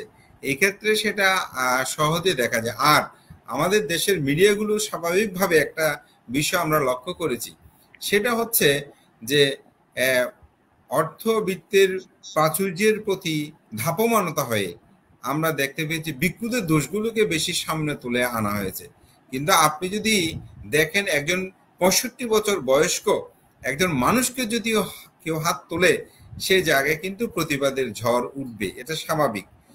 একজন 21 পদপ্রাপ্ত ব্যক্তিকে যখন হাত তুলেছে এবং ভিক্ষু সংঘদের আবাসস্থলগুলো যখন সন্ত্রাসী নিয়ে দখল করতে গিয়েছে, তখন ভিক্ষুরা যে একটু প্রতিবাদ করবে না, এটা কিন্তু আসলে তা নয়। তাদের ভিক্ষুদের একটা প্রতিবাদ তো হবেই, এটা স্বাভাবিক। সুতরাং তারা কিন্তু কারো ঘরে গিয়ে আক্রমণ করেনি, কারো বাড়ি দখল করতে যায়নি। ভিক্ষুরা যেখানে অবস্থান করে সেই জায়গাগুলোতে যখন আক্রমণ করেছে, ভিক্ষুরা তা আত্মরক্ষা করতে চেয়েছে। ভিক্ষুরা কিন্তু একেবারে তাদেরকে যে পরিকল্পিতভাবে আঘাত করতে চেয়েছে তা কিন্তু না, কিন্তু তারা পরিকল্পিতভাবে ভিক্ষুরা আহার গ্রহণের সময়কালীন সময়ে তারা যেভাবে সন্ত্রাসী নিয়ে সেখানে আক্রমণ করেছে, এটা সভ্য সমাজ কিন্তু কখনো কামনা করে না। আর আপনি যেটা বলছেন, আপনি দায়ক হলে বা উপাসক হলে, সাধারণ মানুষ হলে যে আপনি উচ্ছৃঙ্খলতা করতে পারবেন, এটা কিন্তু সরকার বা জাতীয় আইন, আমাদের দেশের আইন সেটা কিন্তু বলে না। আপনারও অধিকার থাকতে পারে, আপনি যদি সেটার মালিক হন, স্বাভাবিকভাবে আপনি কোর্ট আছে, পুলিশ আছে, সেখান থেকে আপনি নিয়ে আপনি অবস্থান করেন, কোনো সমস্যা নেই। কিন্তু আপনি সন্ত্রাসী নিয়ে এসে সেখানে আক্রমণ করবেন ভিক্ষুর আহারের সময়ে, এটা কিন্তু কোনোদিন কোনো সভ্য সমাজ মেনে নিতে পারে না। তো ভিক্ষুরা কিন্তু অনেক সংযমতার পরিচয় দিয়েছেন, ভিক্ষুরা অনেক করেছেন। হ্যাঁ, কিছু বিষয় এটা স্বাভাবিক, আমি বলছি আত্মরক্ষা যখন হয় তখন অনেক কিছু ঘটে। তবুও আমরা সবসময় শান্তির পক্ষে, আমরা চাই দায়ক ভিক্ষু গৃহী একে অপরের আমরা পরিপূরক, আমরা সবসময় সেটার পক্ষে ছিলাম এবং সেটা আমরা কামনা করি যে আমাদের ভিক্ষু সংঘদের মধ্যে এবং দায়ক উভয়ের সমন্বয় সাধনে এটা প্রয়োজন রয়েছে। আমরা এই কথাটাকে আমলে আনতে চাই যে শেষ কথাটি আসলে যা ঘটার তো ঘটে গেছে, এটার জন্য কেউ হয়তো প্রস্তুতি ছিল বা ছিল না সেটা আমরা নতুন করে আর বলতেও চাইনি। যেটা আপনার কাছে আমি শুনতে চেয়েছিলাম যে এই মুহূর্তে আজকের দিনে এসে আমরা আসলে কোন স্ট্র্যাটেজিটাকে নিয়ে আমরা এগোবো, সেটি হচ্ছে নিশ্চয়ই আমরা দায়ক এবং ভিক্ষু সংঘের মধ্যে না, আমি একটা মেসেজ আপনাকে দিতে চাই, সেটা হচ্ছে আসলে আপনি আলোচনায় কার সাথে বসবেন, আলোচনাটা কিন্তু তখনই বসতে হবে, আমাদেরকে সে জায়গায় যেতে হবে যখন মানুষটার মধ্যে ভালো মন্দের বোধ জ্ঞানটা থাকবে। একটা বিষয় হচ্ছে, আমি যেটা বলতে কোনো নেই, স্পষ্ট করে বলতে কোনো সমস্যা নেই, আমি মনে করি 21 পদপ্রাপ্ত একজন 65 বছরের ঊর্ধ্বে বয়স্ক ভিক্ষুকে আঘাত করার পর আপনিও অনেকবার অনেক জায়গায় কিন্তু বলেছেন এটা কাজটা ঠিক হয়নি, অন্যটাও ঠিক হয়নি। এই ধরনের মন্তব্য, এই ধরনের একটা বিবৃতি আমরা যাদের কাছ থেকে পাইনি, তারা আসলে কিরকম বুদ্ধ, এটা আমার কাছে খুব প্রশ্নের পরিষ্কার। এটা পরিষ্কার, আসলে আমরা কথা বলতে চাই না, তারা কিন্তু বলতে পারতো যে এই বিষয়টা আমাদের ভুল হয়েছে, আমরা এভাবে আলোচনা করি। তবু আমি বলবো, আমাদের যেহেতু আপনি সাংঘিক ভাবে বলছেন কথাটা, আমি ব্যক্তিগতভাবে সাংঘিক সবসময় আমরা মৈত্রীর পক্ষে, এবং আমাদের প্রয়াত শ্রদ্ধেয় আমাদের সাবেক ভারপ্রাপ্ত সভাপতি শ্রদ্ধেয় প্রজ্ঞানন্দ মহোদয় এই বিষয়ে কিন্তু কারক সবাই এজেন্ডা এনে তিনি কিন্তু আলোচনা করেছেন, এবং আমাদের শ্রদ্ধেয় ডক্টর সঙ্গপ্রিয় বান্ত, ওখানে আমরা আলোচনা হয়েছে যে আমরা কিভাবে একটি শান্তি প্রক্রিয়া আসতে পারি। আমরা ওনাকে প্রশ্ন করেছিলাম, আপনাকে কেউ কি কোনো কথা বলেছে ওনারা আপনার সাথে শান্তি প্রক্রিয়া আসতে চেয়েছে?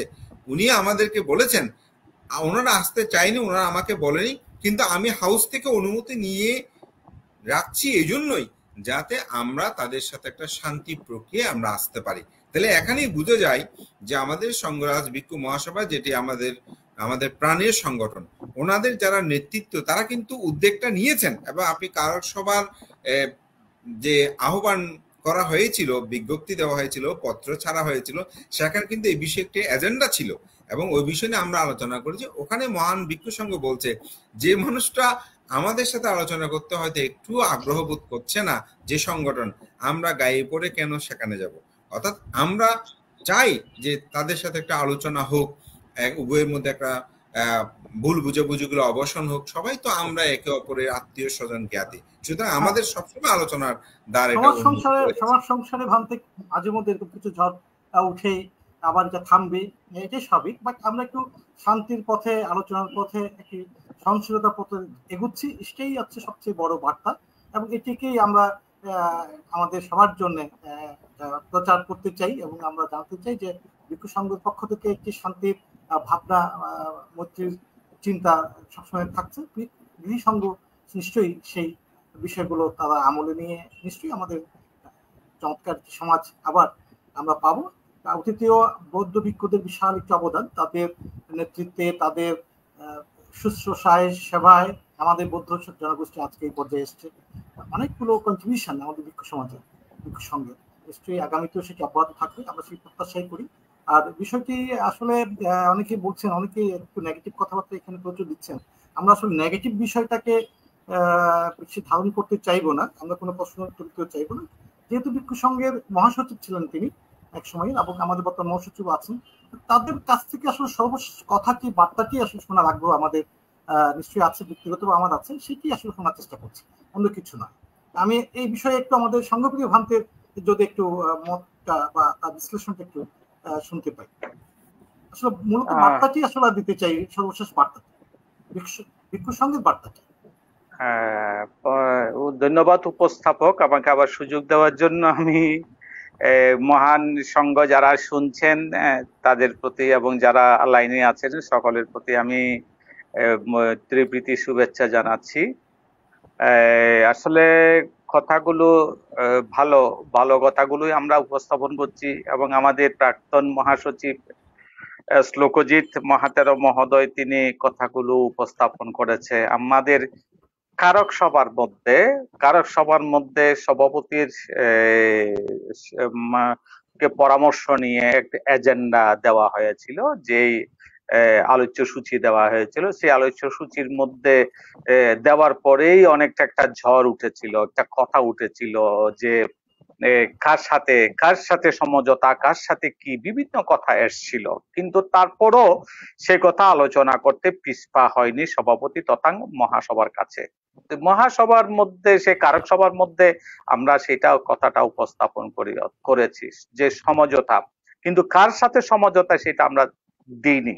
কিন্তু অদ্যাবধি পর্যন্ত যে কথা আমরা বাংলাদেশ সংঘরাজ ভিক্ষু মহাসভা একটি সাংঘিক সংগঠন, এবং বাংলাদেশে যারা বিভিন্ন সংগঠন, কৃষ্টি প্রচার, বৌদ্ধ সমিতি বা আদার্স যারা সংগঠন বা অনমা সাংস্কৃতিক গোষ্ঠী বা যারা করছে, বৌদ্ধ যুব পরিষদ যারা করছে, বিভিন্ন সংগঠন আছে গৃহী পরিচালিত, দায়ক পরিচালিত এবং বিভিন্ন ভাবে করছে।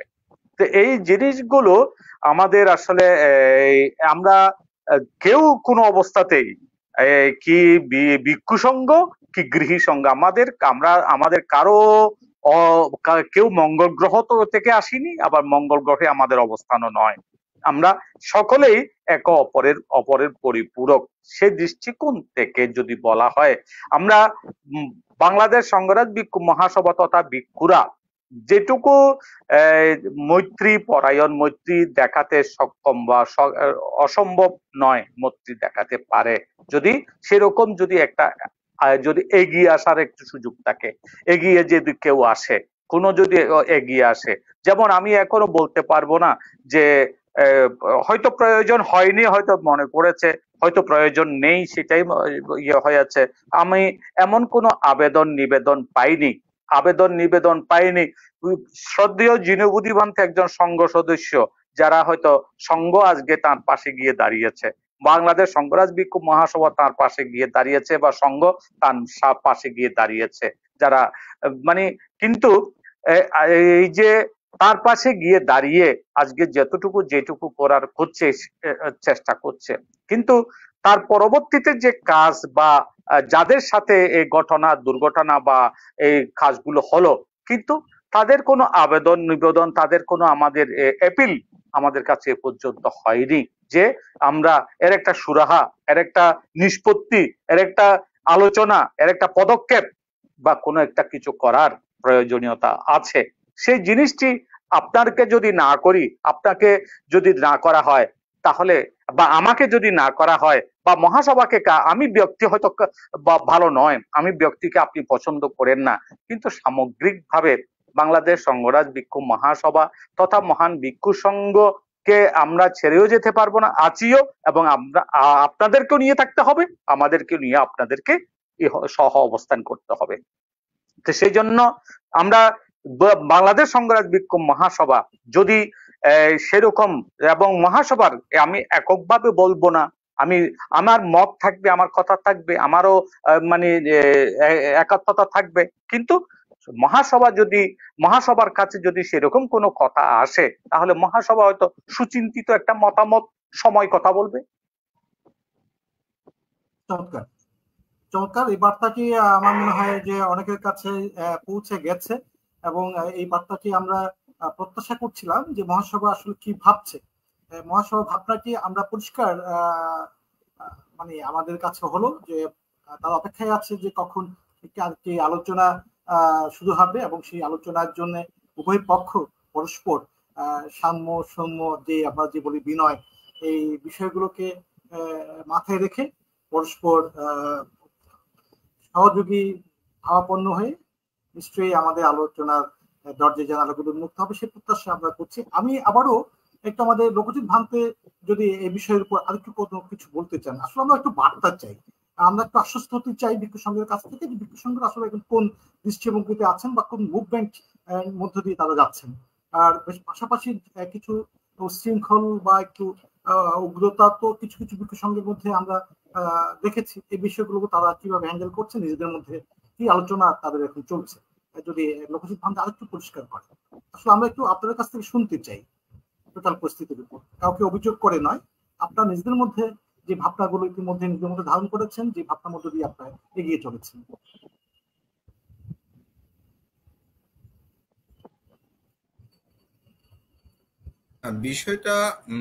বিষয়টা আমি ইতিমধ্যে আপনাকে বলেছি যে আমরা যদি চাই, কারণ অর্থবিত্ত প্রাচুর্যটা যখন এটা বিনিময় হয়, তখন কিন্তু আপনি নির্দোষীকে দোষী হিসেবে সাব্যস্ত করার বিভিন্ন পায়তারা এটি রয়েছে। আপনি শুধু বারবার বলছেন ভিক্ষুদের বিষয়টা, আমি আপনাকে এটা স্পষ্ট করে বলতে চাই, আমি ভিক্ষুদের নিয়ে বসেছি, যে জন্য ভিক্ষুদের কথাগুলোই আসলে আমাদের দর্শক শ্রোতাদের কাছে আমরা পরিষ্কার করতে চাই, এই জন্য আর কিছু না। ভিক্ষুদের বিষয়টাকে আপনি পরিস্থিতি বিষয়টা কিন্তু বুঝতে হবে, যদি একটা পরিস্থিতি না বুঝে তাহলে বিষয়টা হবে না। আমি কিন্তু অভিযোগ করছি না, আমি আপনাদের কাছ থেকে বলেছি যে আপনারা আপনাদের মতো করেই যদি কোনো ব্যাখ্যা দিতে চান, কোনো বিষয় কোনো বক্তব্য রাখতে চান রাখতে পারেন, বা যদি মনে করেন যে না বিষয়টা প্রাসঙ্গিক নয় তো চলে এড়িয়ে যাবে। কিন্তু যেহেতু আমি ভিক্ষু সংঘে দুজন সাবেক এবং বর্তমানকে পেয়েছি, স্বাভাবিকভাবেই আমাদের আপনি দেখতে পাচ্ছেন 17 কাছাকাছি এখনো লাইভে সবাই আছে, 71 জন এখনো আছে। তো এদের কাছে একটা প্রশ্ন, যে ভান্তরা কি বলছেন, ভান্তরা কি ভাবছেন, জাস্ট ওই জায়গায় আমি তাদের কাছে প্রয়োজন করতে চাই, আর কিছু না। আমরা কিছু নেগেটিভ কোনো ভাবনা আমাদের মধ্যে একেবারেই নেই।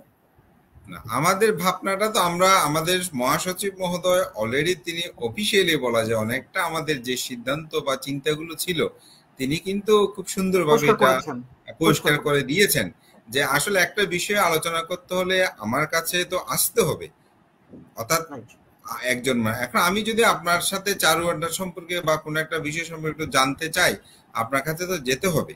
তো আমাদের একটা মহাসভা, সংঘ ভিক্ষু মহাসভা আছে, ওই মহাসভার ভিক্ষু সংঘদের কিন্তু অভিভাবক, ওখানে যদি কেউ কোনরূপ ভাবে খারাপ কিছু করে, কোন উচ্ছৃঙ্খল আচরণ করে, তাহলে তো মহাসভাকে অবহিত করা যায়। কিন্তু অবহিত না করে বিষয়টা সেখানে অবহিত না করে যদি বাহির থেকে বলা হয়, তাহলে মহাসভা তো আসলে কিছু করতে পারবে। মহাসভার তো কিছু রুলস আছে, নিয়ম আছে, এই নিয়মগুলো তো স্বাভাবিকভাবে যিনি পদে থাকবেন তাকে অবশ্যই সে পথ ধরে সামনে এগিয়ে যেতে হবে। তো এই ক্ষেত্রে আমিও স্পষ্ট করে বলেছি, শ্রদ্ধেয় ভান্তেও বলেছেন, হ্যাঁ, কারণ আমরা সবাই তো বাহিরের কেউ না, আমরা আমাদের মধ্যে, অর্থাৎ সাংগঠনিক চিন্তা চেতনার মতদর্শ আমাদের পার্থক্য থাকতে পারে, কিন্তু এগুলো সমাধান করার জন্য আমাদের আলোচনার প্রয়োজন, একসাথে বসার প্রয়োজন, একসাথে এই বিষয়গুলো নিয়ে সুষ্ঠু সমাধানের জন্য একটি পথ আমাদেরকে অবশ্যই এটা তৈরি করতে হবে। এই ক্ষেত্রে ভিক্ষু সংঘদের উদারতা সবসময় রয়েছে, এবং এটি সদ্য ভান্তে মহাসভার কারসভা যে বিষয়টা আলোচনা হয়েছে, এটা অনেক কথা হয়েছে যে এই মুহূর্তে কিরকম। তবুও আমাদের মহাসভা, আমি ব্যক্তিগতভাবে আমার সাথে আপনার সমস্যা থাকতে পারে, কিন্তু সাংঘিকগতভাবে সেটা কিন্তু একটা বিশাল ব্যাপার। এই বিষয়ে মহাসভার সিদ্ধান্ত আমরা সেভাবেই অগ্রসর হতে চাই এবং আমি মনে করি এটা আলোচনার মাধ্যমে এটা সমস্যার সমাধান হোক। তবে যারা আলোচনা করতে আসবেন তাদের মধ্যেও কিন্তু সেই বিষয়গুলো নিয়ে সচেতন, বিষয়গুলো নিয়ে চিন্তা করতে হবে এবং নিজের কিছু ভুল কিন্তু আপনাকে অবশ্যই সেটা স্বীকার করতে হবে, কারণ একটা জায়গায় আপনাকে যেতে হলে সেই বিষয়গুলো অবশ্যই সেখানে আসবে। ধন্যবাদ। আমার মনে হয় আমাদের আজকে আলোচনাটা খুবই গুরুত্বপূর্ণ হয়েছে। আমাদের লোকচিত ভান্তে এবং আমাদের সংগঠন ভান্তে যে ব্যাখ্যা বা যে আবেদনটি বা তাদের যে অবস্থানটি, ভিক্ষু সঙ্গে যে অবস্থানটি পরিষ্কার করেছেন, এবং আপনারা যারা শুনছেন বা আগামীতে শুনবেন তাদের কাছে মনে হয় আজকের এই কথাগুলো আমাদের জন্য খুবই গুরুত্বপূর্ণ হয়ে উঠবে, এবং এই কথার উপর বেস করেই হয়তো কিছু কিছু উদ্যোগ আমরা শুরু করতে পারি। আমরা তো জেনেই গেলাম যে আমাদের মহাসচিবের থেকে যে তারা আসলে হাত বাড়িয়ে আছেন, তারা সংঘ মানুষ, তারা ভিক্ষু জীবন তাদের, তারা সবসময়ই গৃহীদের জন্যই কাজ করেন, গৃহীদের সাথেই থাকেন, গৃহীদের মঙ্গলে তাদের পক্ষ থেকে যতখানি সম্ভব সবকিছু তারা করতে চান। কিন্তু গৃহীদের তো আসলে তাদের কাছে আসতে হবে বা তাদেরকে জানাতে হবে। এই জানানোটা মনে হয় খুব গুরুত্বপূর্ণ, প্রাতিষ্ঠানিকভাবেই সেটা দরকার। আমি বিশ্বাস করি যে আজকের এই আড্ডার মধ্য দিয়ে এই অন্তত বার্তাটি আমাদের যারা ভিক্ষু সংঘের বিপরীতে অনেকখানি অপেক্ষা করছেন, যাদের মধ্যে ক্ষোভ দুঃখ হয়তো অনেক কিছুই রয়েছে, তাদের বিষয়গুলো একটু ভাবনার সুযোগ হলো আজকের এই আড্ডা থেকে। আমরা শেষ করব। আমাদের সুন্দরপ্রিয় বারবার আমাকে মেসেজ করছেন যে আমি ঢুকতেই পারছি না আইফোন থেকে। যাই হোক, ভান্তে আপনি শুনছেন, এটাই সবচেয়ে বড় কথা, আপনি আমাদের সাথে আছেন এবং আপনাকে ধন্যবাদ, কৃতজ্ঞতা জানাচ্ছি আমাদেরকে শোনার জন্য। নিশ্চয়ই আগামী কোনো আড্ডায় আপনাকে আমরা পেয়ে যাব। তো আমি একটু প্রসঙ্গের বাইরে গিয়ে একটু প্রশ্ন করতে চাই, এই বিষয় থেকে আমরা সরে আসতে চাই। আচ্ছা ভান্তে, আমাদের যে বৈশাখ যে একটা গেল, মানে বুদ্ধ পূর্ণিমাকে সেলিব্রেট করতে গিয়ে আমরা বৈশাখ ডেটাকে এত ছোট করে শুধু ব্যানারে এবং ফেস্টুনের মধ্যে হয়তো রেখে দিলাম। ভিক্ষু মহাসভা কি এই বৈশাখ ডেটাকে সেইভাবে কি গুরুত্ব দিচ্ছে না, নাকি আমাদের বুদ্ধ পূর্ণিমাকেই তারা এগিয়ে রাখতে চাইছে? বৈশাখের গুরুত্ব কতখানি তারা ফিল করে ভিক্ষু মহাসভা, যদি আমাদের সঙ্গে ভান্তে দায়িত্বে আছেন এখন একটু করে আমাদেরকে। ধন্যবাদ চারু। এখন যে বৈশাখ ডে বা বুদ্ধ পূর্ণিমা কোনটা নিয়ে কথা বলবো, কি দুইটা নিয়ে কথা বলতে হবে নাকি একটাই কথা? না না, আমি যেটা বলছি যে বুদ্ধ পূর্ণিমা তো আমরা চিরচরিত ভাবে পালন করেই যাচ্ছি, পালন করে যাচ্ছি। যখন আমাদের জাতিসংঘ থেকে বৈশাখ ডেটাকে আন্তর্জাতিক ভাবেই স্বীকার করে নেওয়া হলো এবং বলা হলো তোমরা এটা উদযাপন করো, তো প্রতি বছর আমরা এক একটা দেশে এটাকে অনেক বড় সেলিব্রেশন দেখি, কিন্তু বাংলাদেশে এটাকে কি একটু কম গুরুত্ব দেওয়া হচ্ছে বা এটাকে গুরুত্বহীন মনে করছে? হ্যাঁ, ধন্যবাদ। এখন কথা হচ্ছে যে আমরা বৈশাখ ডে বা বৈশাখী পূর্ণিমা বা আমরা ছোটবেলা থেকে যেটুকু শুনে এসছি, ছোটবেলা থেকে যে জানা, সেই জানাটা হচ্ছে আমাদের বুদ্ধ পূর্ণিমা আমরা পরে শুনেছি, কিন্তু আমরা শুনেছি কি আমরা তো বৈশাখী পূর্ণিমা উদযাপন করুন বলব, বৈশাখী পূর্ণিমা এসে বৈশাখী পূর্ণিমা এসেই।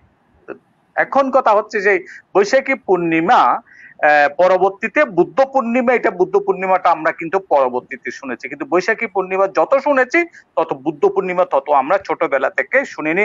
আজ থেকে 50 বছর আগে, আমরা বৈশাখী পূর্ণিমা বেশি করে শুনেছি। বুদ্ধ পূর্ণিমা আমরা পরবর্তীতে আস্তে আস্তে আস্তে আস্তে এই পর্যন্ত শুনে এসছি। এখন বুদ্ধ পূর্ণিমায় আমরা আমাদের মধ্যে চলমান হয়তো শব্দগুলো ছিল কিন্তু প্রচলিত ছিল না সবার মধ্যে সেটা মানে একেবারে জানা হয়নি যে বৈশাখী পূর্ণিমা। এখন বৈশাখী পূর্ণিমা বিশাখা নক্ষত্রের মধ্যে সিদ্ধার্থ গৌতমের জন্ম, বিশাখা নক্ষত্রের মধ্যে সিদ্ধার্থ গৌতমের বুদ্ধত্ব লাভ, বুদ্ধের মহাপরিনির্বাণ, ত্রিস্মৃতি বিজড়িত বুদ্ধ পূর্ণিমা বৈশাখী পূর্ণিমা বিশাখা নক্ষত্রে হওয়ার কারণে ইউনেস্কো কর্তৃক সেটা যে বৈশাখ ডে হিসেবে, আন্তর্জাতিক বৈশাখ ডে হিসেবে ঘোষণা করা হয়েছে, যা ইউনাইটেড নেশন কর্তৃক এবার 19তম বৈশাখ ডে পালন করা হয়েছে।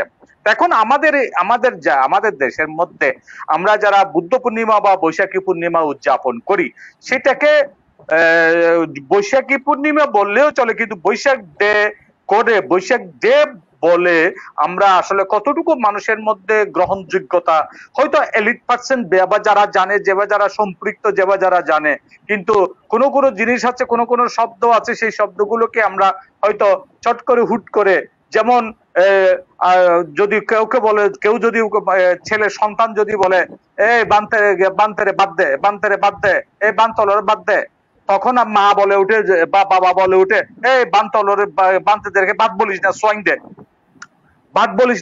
দে। তার মানে সোয়াইং শব্দটা আমাদের কাছে এত বেশি পরিচিত, বহুল আলোচিত, কিন্তু আপনি যদি শব্দ রূপের মধ্যে যান, ভাত বত্তং ভাত এইভাবে কথাটা আছে, ওখানে কিন্তু সোয়াইং কোনো শব্দ নেই, কিন্তু এই শব্দটা আমাদের কাছে এত বেশি। ক্যাং, আমরা যদি বলি ক্যাং এ যাচ্ছি, এখন বলে যে ক্যাং এ নয় মন্দিরে বল, মন্দিরও তো নয়, বৌদ্ধদের জন্য বৌদ্ধ বিহার, এই শব্দটাই আছে।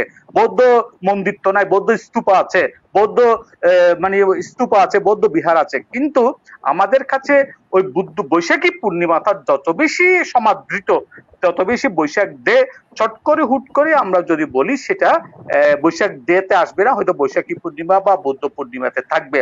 হ্যাঁ, এখন বুদ্ধ পূর্ণিমা আমরা প্রত্যেকটা বিহারে যেভাবে আমরা প্রতিপালন করছি, প্রত্যেকটা বিহারের মধ্যে এক সময় ছিল না, রাজধানীতেও ছিল না সেই শান্তি শোভাযাত্রা বা শোভাযাত্রা বা বৌদ্ধ পূর্ণিমার শোভাযাত্রা নামে কোনো কিছু এক সময় রাজধানীতেও ছিল না, চট্টগ্রামেও ছিল না, বা বিভিন্ন, এখন উপজেলা পর্যায়ে গ্রাম পর্যায়ে পর্যন্ত বুদ্ধ পূর্ণিমা উদযাপিত হচ্ছে, বৈশাখী পূর্ণিমা উদযাপিত হচ্ছে, এবং সর্বোপরি সারা শিশু থেকে বৃদ্ধ পর্যন্ত ভিক্ষু সংঘ মিলে তারা শান্তি শোভাযাত্রা বা বৈশাখী পূর্ণিমা শোভাযাত্রা, বুদ্ধ পূর্ণিমা শোভাযাত্রা করছে, একটা মেসেজ সমাজকে বা একটা জাগরণ, যে হাটহাজারী উপজেলাতে যদি হয়, পটিয়া উপজেলাতে যদি হয়, যে রাঙ্গুনিয়া উপজেলাতে যদি হয়, তার মানে কি একটা মেসেজ অন্তত সমাজ পাচ্ছে যে তারা বুদ্ধ পূর্ণিমা উপলক্ষে এটা করছে।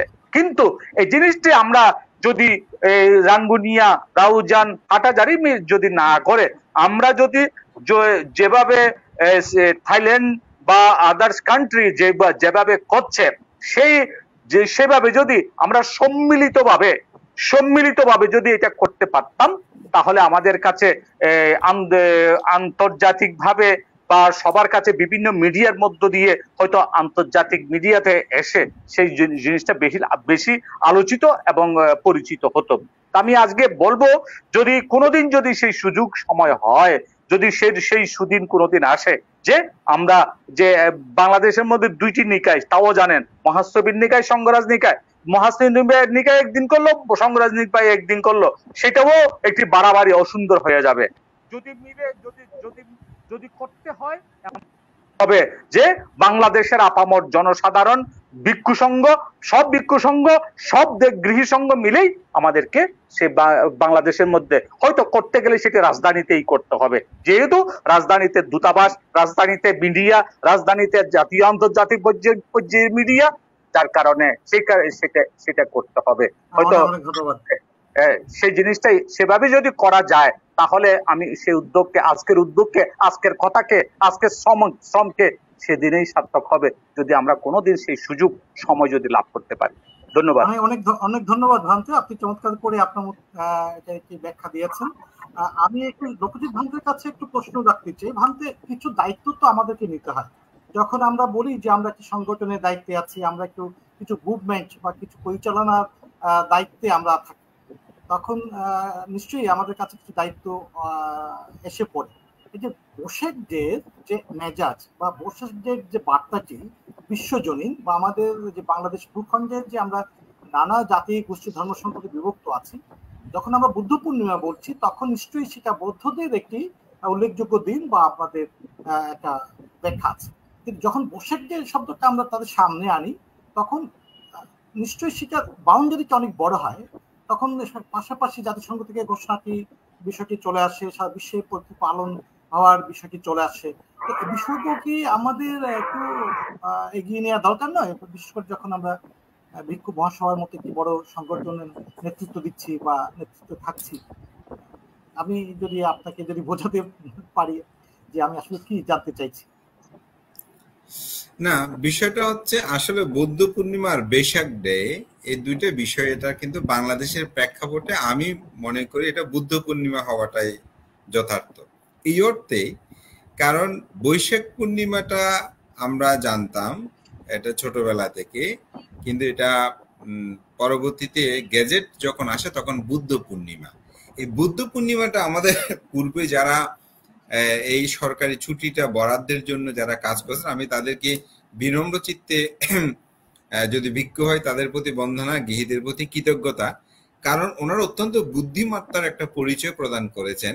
যদি এটা বৈশাখী পূর্ণিমা হিসাবে গ্যাজেটে প্রকাশ হতো তাহলে কিন্তু বুঝতে পারতো না আসলে বৈশাখী পূর্ণিমাটা কি। কারণ হিন্দুদের মধ্যে বৈশাখী উৎসব বা বৈশাখী বিভিন্ন কিছু আছে, কিন্তু ওনারা চিন্তা করছেন বৌদ্ধদেরকে পরিচিত করতে হলে বুদ্ধ শব্দটা যদি এখানে সংযুক্ত করা হয় তাহলে এটা কিন্তু সমাজে অন্য সম্প্রদায়ের মধ্যেও এই বিষয়টা অবগত হবেন যে বুদ্ধ পূর্ণিমাটা আসলে কি, এই বিষয়টা তারা জানতে চাইবেন।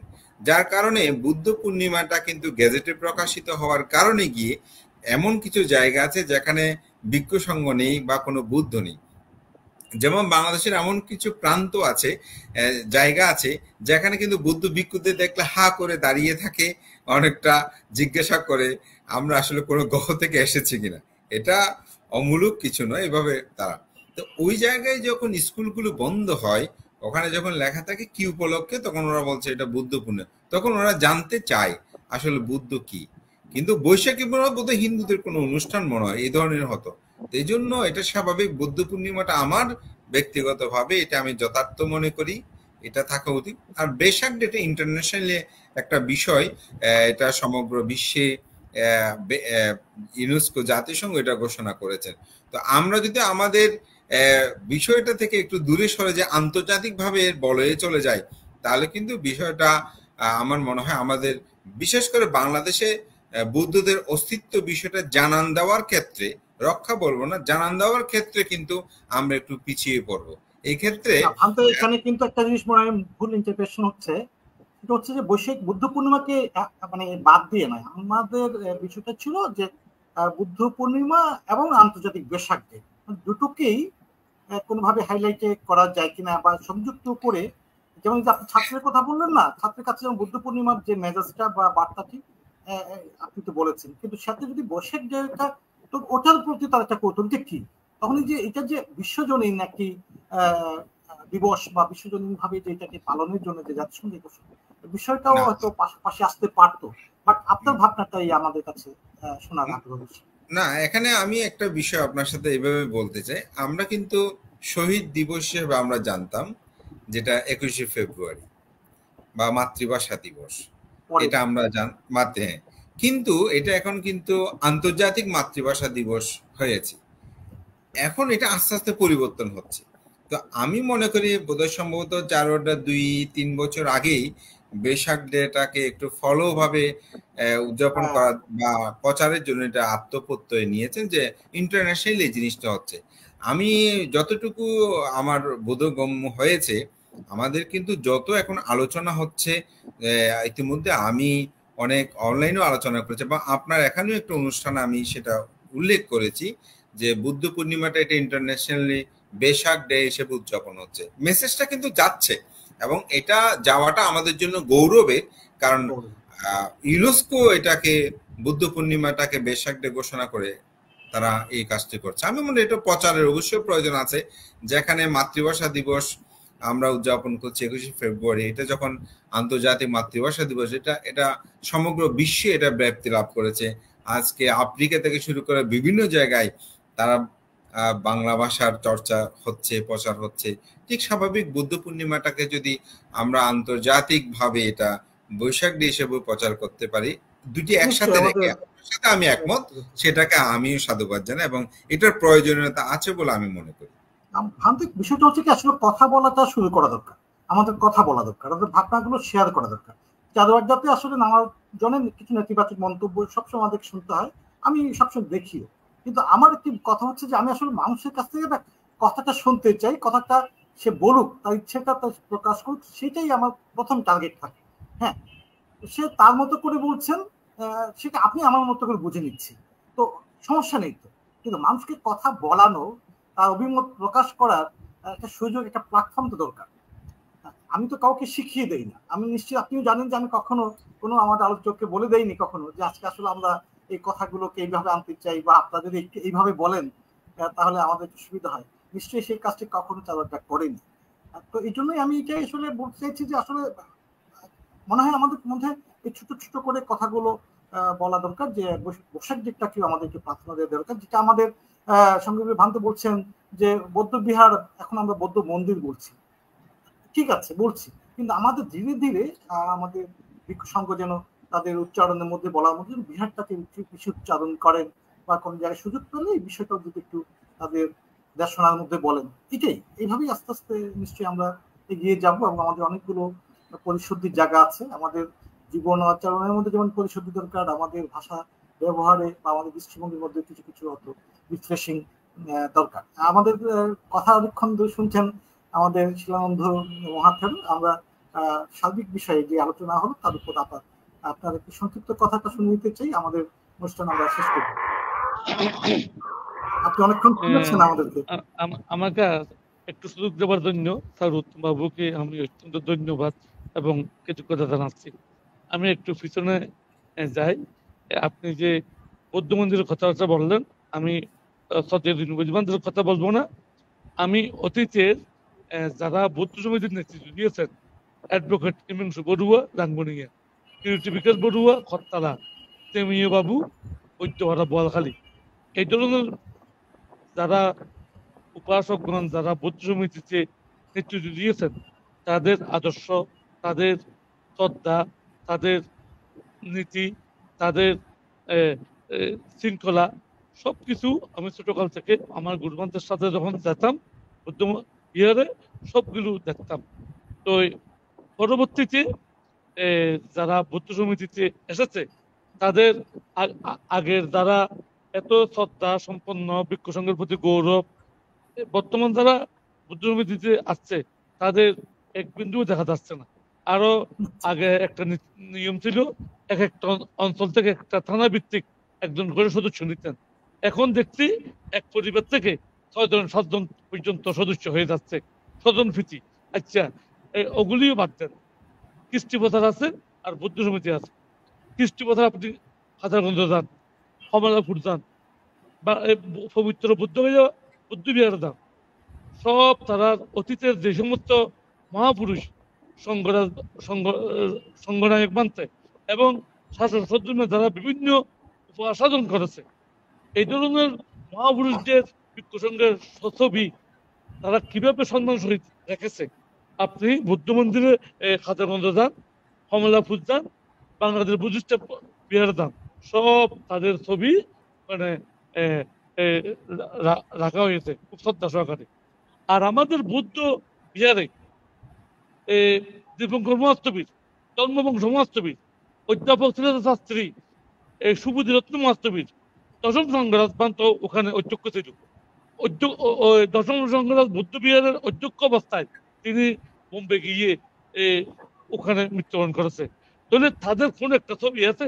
তাদেরকে কিভাবে অশ্রদ্ধা করে, কিভাবে অসম্মান করে, আপনি আশ্চর্য হয়ে যাবেন। আমাদের সিলেসারবান কি কষ্ট, কি পরিশ্রম করেছে। সিলেসারবান একটা সাইনবোর্ড ছিল, সাইনবোর্ডটাও তারা ফেলে দিয়েছে। শিবুলি সংসদে একটা সিলেসারবান্তের একটা ছবি রেখেছিল বৌদ্ধ বিহারের দোতলায় হল করে, ওই ছবিটাও ফেলে দিয়েছে। আচ্ছা, আরো এক মিনিট কথা বলবো। তারপরে সুবুধি রত্ন মহাস্তবীর এবং দ্বিতীয়বার মহাস্তবীর, তাদের দুটা ছবি সাতবাড়িয়া শবন বড়ুয়া আর্টিস্ট করে ওখানে রেখেছে। ওই তাদের দুজনের ছবি এই বৌদ্ধ মন্দিরের 3 তলায় যেখানে ডাস্টবিন আছে, ডাস্টবিনের মধ্যে এখনো পড়ে আছে। 1 বছর আগে বৌদ্ধ সমিতির একজন ব্যাংকার দুলাল বাবু খদুরকিল বাড়ি, উনি কঠিন জীবন দানের সম্পাদকের দায়িত্ব নিয়েছে, একটা ম্যাগাজিন ছাপাচ্ছে। তো বৌদ্ধ মন্দির থেকে বৌদ্ধ বিহার থেকে আমাকে ফোন দিয়েছে, হয়তো মানতে সিলেসার মানতের ধর্মীয় মৃত্যুটা কি আপনি জানেন? তাহলে কিনলে হয়তো আমাকে মেঘা দিতে হবে, ওদের দিবে লাগে হয়তো সুবিধি মানতের। তো এটা দুঃখ আছিল বাংলা হয়তো কি ধর্ম মৃত্যু শান্তি না জানুন। আর তোকে জিজ্ঞাসা করুন আর কি বৌদ্ধ মন্দিরটা বৌদ্ধ বিহার থাকি না, বৌদ্ধ বিহার পান্তারা যারা আছে তারা তো জিজ্ঞাসা করেন হয়তো মানতে তারা খোঁজ না পারে। আগে সব দিয়ে ফিরত্তমান দেখা যান হয়তো ফিরত্তমান তো খোঁজ না পারে। আগে তৈরি তিনতলার মধ্যে একটা ডাস্টবিন আছে, ডাস্টবিনের মধ্যে সব দুই সুবিধি বান্তের এবং জনসংগ্রহের বান্তের দুয়া আর্টিস্ট করার ছবি আছে ডাস্টবিনের মধ্যে করে এইছে উদ্যাইনে থাকবি অনেক তারা মৃত্যুশাল আর জন্মশাল এটা পাইবেন। তখন আমাকে শেষ করতে হবে, আমি আসলে সব এই যে আর অনখন্দে আর গিয়া সত্য জন্মের মধ্যে কি হয় যারা পুরুষের স্মৃতি আদর্শ ঐতিহ্য রক্ষণ করে ইত্যাদি পরাজয় অবশ্যই মাপি যে অনুভূতি বানতে পালা খারাপ নয় তৈরি জন্মবংশ বানতে দীপঙ্কর বানতে সিলেসের বানতে সুবুদ্ধি বানতে তারা কি বুদ্ধ বিহারের মধ্যে কোনো অবদান নাই, তারা একটু কোনো স্মৃতি অনেকের অবদান থাকে বানতে, গৃহীদের অবদান আছে, ভিক্ষু সংঘের অবদান আছে বানতে। আমরা কোনটা এখানে বিশ্লেষণ আর আগর কৃতি বাবু ইমেন্সু বাবু তমিয়ে বাবু এই ধরনের যারা নেতৃত্ব দিয়েছে তাদের কত শ্রদ্ধা ভক্তি সম্মান এবং কত গৌরব ধর্মের প্রতি। আর বর্তমান যারা নেতৃত্ব দিচ্ছে কোনো একটা উপাসনা নাই, বন্দনা নাই, কোনো ভিক্ষু সংঘের প্রতি একটু গাঢ়বতা নাই, তারা ফাইয়ে দুটা দিয়ে বিয়ের প্রবেশ করে। তাহলে তারা তাদের কাছ থেকে আমরা বুদ্ধ সম্প্রদায়ের কি শিক্ষা গ্রহণ করবে? আমি দিনবিদিন কথা বলছি তাদেরকে দায়িত্ব কর্তব্য নয় কি ওই থাকবে বানতে। আমরা তো এক পক্ষে আমরা কথা বলছি, হয়তো বৌদ্ধ সমিতিরও নিশ্চয়ই তাদের মানুষের কিছু বক্তব্য হয়তো তাদের মধ্যে করে আছে, কিন্তু আমরা সেটা শোনার সৌভাগ্য আমাদের হয়নি। সো আমরা ব্যাপারে আমরা কোনো তর্ক বিতর্কে যাব না, এবং যা ঘটে গেছে, যা বুদ্ধের কার্যকরণ নীতিতে নিশ্চয়ই তাদের কর্মফল তারা ভোগ করেছে, বা আমরাও যদি কোনো ভুল করে থাকি, আগামীতেও যদি কোনো ভুল হয়ে যায় আমাদের, তাতেও নিশ্চয়ই আমরা কর্মের অধীন থাকবো, কর্মের ফলাফলের অধীন থাকবো। সবাই মিলে আমরা ভালো থাকি, সমাজটা সুন্দর থাকুক, বৌদ্ধ সমাজটা তার মতো করে এগিয়ে যাক। সবার কাছে যে একটি বৌদ্ধ সমাজের একটি যে সুনাম রয়েছে, বিশেষ করে অন্য জাতিগোষ্ঠীর কাছে বৌদ্ধদের যে একটি সুনাম রয়েছে, সেটি অব্যাহত থাকুক। যদি কোনো জায়গায় একটু শৃঙ্খলায়, কোনো জায়গায় যদি একটু স্খলন হয়ে থাকে, সেটা নিশ্চয়ই আমরা আবার ফিরিয়ে আনার জন্য চেষ্টা করবো। বৌদ্ধ সমিতি তারা তাদের মতো করে চেষ্টা করবে গৌরব ফিরিয়ে আনার জন্য, ভালো কাজগুলোকে সামনে আনার জন্য, ভুল থেকে শিক্ষা নেওয়ার জন্য। নিশ্চয়ই আমাদের মহাসভার সাথে যারা যুক্ত আছেন, যেসব ভিক্ষুরা যুক্ত আছেন, তারাও নিশ্চয়ই তাদের মধ্যেও কিছু বিচ্ছুতি, কিছু স্খলন কোনো জায়গায় যদি তারা প্রত্যক্ষ করেন, তাদের কাছে যদি মনে হয় যে না কোনো জায়গায় আমাদের একটু শুদ্ধি অভিযান দরকার, সেটাও নিশ্চয়ই তারা করবেন। তো এইভাবেই নিশ্চয়ই আমাদের একটি পরিশুদ্ধ বৌদ্ধ সমাজ আমরা প্রত্যাশা করতে পারি। আমরা আশা করি যে আজকের যে আলোচনাটি, এই আলোচনাটি শুধুমাত্র কাউকে শিক্ষা দেওয়ার জন্য, কাউকে কিছু নির্দেশনা দেওয়ার জন্য নয়, মূলত আসলে চিত্রপটটি আসলে আমাদের ভাবনাটাকে শেয়ার করার জন্যই আমরা এই আলোচনার সূত্রপাত করেছি। আর আপনারা যারা আমাদের সংঘরাজ ভিক্ষু মহাসভা থেকে বিভিন্ন উপাধি প্রাপ্ত হয়েছে, তাদেরকে আমি পুনরায় ধন্যবাদ এবং কৃতজ্ঞতা জানাচ্ছি। এবং আলোচনা চলতে থাকুক, মানুষ তার মতো করে কথা বলতে থাকুক, আপনারাও কথা বলুন। বৌদ্ধ সমিতির যদি তাদের যদি কোনো কথা থাকে, বক্তব্য থাকে, তারাও জনসমক্ষে এসে সেটা বলুক। যদিও আমরা এখনো পর্যন্ত সেরকম কোনো কিছু পাইনি। আপনারা যেভাবে আপনাদের বক্তব্যগুলোকে সামনে আনছেন এবং নিজেদেরকে বিরুদ্ধের মুখোমুখি নিজেকে দাঁড় করাচ্ছেন, সেটি চমৎকার। এতে করে আপনাদের প্রতি নিশ্চয়ই জনমানুষের যে ভক্তি ভালোবাসা, সেটা নিশ্চয়ই আরো বাড়বে, নিশ্চয়ই কমবে না। আমরা আশা করি যে আমাদের ভিক্ষু সংঘ তার মতো করেই এগিয়ে যাবে এবং আমাদের সদ্ধর্ম সমাজের জন্য তাদের অবদানটাকে অক্ষুণ্ণ রাখবে, অব্যাহত রাখবে। সবাইকে ধন্যবাদ এবং কৃতজ্ঞতা জানিয়ে, শ্রদ্ধা জানিয়ে শেষ করতে চাই। যদি শেষ করার আগে কিছু ছোট্ট করে মন্তব্য করতে চান, সেটাও আমি নিতে চাই। ধন্যবাদ জানাচ্ছি শাহরুখকে।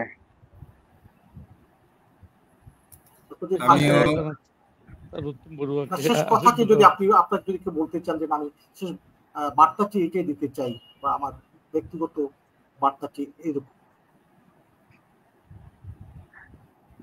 আলোচনা হোক, কথা কথা বলার মধ্যে অন্তত নিজের আবেগ, অনুভূতি, সম্বেগ অনেক কিছুই তো আস্তে আস্তে আস্তে আস্তে নিরসন হবে, বা শান্তি, সংহতি, একতা, মৈত্রী, ভ্রাতৃত্ব, এই কথাগুলো আমাদের মধ্য থেকে উচ্চারিত হোক বা হোক। এবং আমাদের লোকজিৎ মহাতারা মহোদয় তিনি বারবার করে বলেছেন না, মৈত্রীর কথা, সৌহার্দ্যের কথা উপস্থাপন করেছে, বা আমরা বলছি, আমরা এখনো বলবো যে আমরা মানে অন্য কোনো গ্রহের মানুষ নয়, আমরা দেশের মানুষ, আমরা বৌদ্ধ, আমরা আপনাদেরকে চারু আহ্বান করেছে, আমরা জানি কথাগুলো কিছু কথা আসবে, কিন্তু আমরা না করিনি, আমরা আড্ডায় বসেছি তো, কথা বলছি তো। সুতরাং সেই কথা, সেই পজিটিভ দিক, এটা একটা এটাই হোক, এটাই চাই। এই সাহসটা, এই সততাটা তো দরকার। আপনি শেষ করুন। টেবিল দরকার, টেবিল ছাড়া তো পৃথিবীতে কোনো সমাধান আসেনি না, কোনো যুদ্ধ, বিগ্রহ, দীর্ঘমেয়াদী যুদ্ধ হোক, স্বল্পকালীন যুদ্ধ হোক, সব তো টেবিলে সেই মনে হয় সমাধান পেয়েছে। আমিও শ্রদ্ধেয় মহাসচিব ভান থেকে আমি বন্দনা জানাচ্ছি, আমাদের শ্রদ্ধেয় শিলানন্দ ভান থেকে বন্দনা জানাচ্ছি। আসলে ভান থেকে হয়তো আরো একটু সময় দিলে আমরা আরো কিছু শুনতে পারতাম, ভান্তের আবেগ ঘন মুহূর্ত। আমিও ধন্যবাদ জানাই চারুত্তম বাবু, আপনি আমাদের একটু প্রাপ্তিকে উপলক্ষ করে আজকে এখানে আলোচনা হয়েছে। আসলে মহাসভার এই প্রাপ্তিটা একসময় বলা যায় একেবারে মহাসভার লিখিত রেজুলেশনে থাকতো, ওখান থেকে বাঁধতে থেকে অবহিত করা হতো, কোনো সময় একটা মানপত্র, এরপরে ক্রেস্ট, এখন আজকে সোশ্যাল মিডিয়া যুগে এটা জয়ের ধ্বনি দিয়ে অত্যন্ত গারবতার সাথে, আধুনিকতার সাথে তাল মিলিয়ে তার পট পরিবর্তন হয়েছে। এবং সবচেয়ে আচ্ছা যে বিষয়, এটা আজকে সোশ্যাল মিডিয়ায় প্রচারের কারণে আজকে আমরাও বিভিন্নভাবে নন্দিত হচ্ছি, এটা খুবই স্বাভাবিক। তো এখানে হয়তো আলোচনা করতে আরো বিভিন্ন প্রাসঙ্গিকতা এসেছে। আবার অনেকের কমেন্ট গুলো আমি দেখছি যে তারা হয়তো বিভিন্ন জনের বিভিন্ন তাদের ব্যক্তিগত কিছু বিষয়গুলোকে এখানে এনে প্রশ্ন করছে। আমি মনে করি যে আসলে আপনাদের হয়তো এলাকা বেসিক বা ব্যক্তি বিশেষে যদি কোনো ভিক্ষুর সাথে বৈরিত মুখ থাকে, এটার সাথে আমরা কেউ ব্যক্তিগতভাবে আসলে জড়িত নই, এটা যার যার সাংগঠনিক বিষয়। এবং আমাদের সাথে কারো ব্যক্তিগত সুন্দর সম্পর্ক থাকলে যে তার বিষয়ের সাথে আমরা সম্পৃক্ত, তাও কিন্তু নয়। তো সুতরাং এই বিষয়গুলো আমি মনে করি সকলের দৃষ্টি দেওয়া উচিত, বিষয়গুলোকে সামগ্রিকভাবে নেওয়াটা আমাদের সকলের উচিত। আমি পরিশেষে কামনা করব আমাদের সবার মধ্যে একতা, ঐক্যতার এটা খুবই প্রয়োজন। আমরা হয়তো বিভিন্ন প্রেক্ষাপটে একে অপরের মধ্যে বৈরী চিন্তা চেতনা উৎপন্ন হলেও কিন্তু আমাদের উচিত আমরা একে অপরের সাথে সুসম্পর্কগুলো সৃষ্টি করা, এবং ব্যক্তি বিষয়ে সাংগঠনিক মত পার্থক্য থাকলেও ব্যক্তি বিষয়ে আমরা যেন একে অপরের মধ্যে আন্তরিকতা রাখি। এবং এটি সমাধানের জন্য অবশ্যই আমি বলবো আমাদের উভয়ের আন্তরিকতার প্রয়োজন। আজকে যেমন আপনি প্রশ্ন করে আমাদেরকে আমাদের আন্তরিকতাগুলো জানতে চেয়েছেন, আমি মনে করি উভয় পক্ষে, ওদের পক্ষেরও তাদের আন্তরিকতাগুলো কিরকম সেই বিষয়গুলো কিন্তু অবধি আমরা এখনো সেই বিষয়গুলো সেভাবে আসুক, এবং সেখানে সুন্দর আলোচনাগুলো কিন্তু হোক, এমন ভাবে আলোচিত হোক যেন মার্জিত ভাষা হয়, এবং সমাজ সেটা যেন অবশ্যই অনুকরণ করতে পারে। সবাইকে সে আহ্বান জানিয়ে আবারও আপনাদের প্রতি কৃতজ্ঞতা জানিয়ে আমি আমার বক্তব্যের শেষান্তে এইটুকুই বলবো, জগতের সকল প্রাণী সুখী। অনেক অনেক ধন্যবাদ, কৃতজ্ঞতা। শিলানন্দ ভান্তে, আপনি এক বাক্যে যে বার্তাটি দিতে চান। আমি বাবুকে আশীর্বাদ, শ্রদ্ধেয় মহাসচিব ভান্তের প্রতি আমার বন্দনা, এবং প্রাক্তন মহাসচিবের প্রতি আন্তরিক শুভেচ্ছা। আজকে আমরা শান্তিপ্রিয়, আমরা বৌদ্ধ ধর্ম হচ্ছে শান্তির ধর্ম, আমাদের কোনো হিংসা বিদ্বেষ প্রতিঘাতরতা এটা আমাদের ধর্মে নেই। তো আমরা সবসময় শান্তি, মৈত্রী, আন্তরিকতা, একতা, এটাও আমাদের বুদ্ধের সাম্যনীতি, এটা আমরা সবসময় ক্ষমাশীল, আমরা সবসময় শান্তিই আমাদের মূল মন্ত্র। আমাদের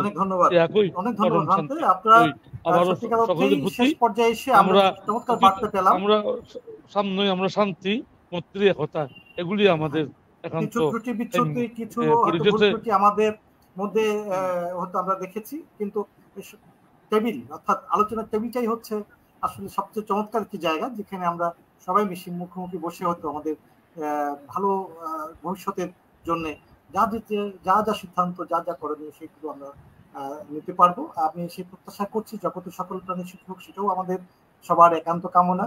আমাদের বৌদ্ধ সমাজ সমৃদ্ধি লাভ করুক, সব ধর্ম এগিয়ে চলুক, তার নিজস্ব মাহাত্ম্য গুণে সে উদ্ভাসিত থাকুক, ধীরেরাও সুখে থাকুক, ভালো থাকুক, ধর্ম এবং সমাজ উভয়ের মঙ্গল হোক। সবাইকে শুভরাত্রি।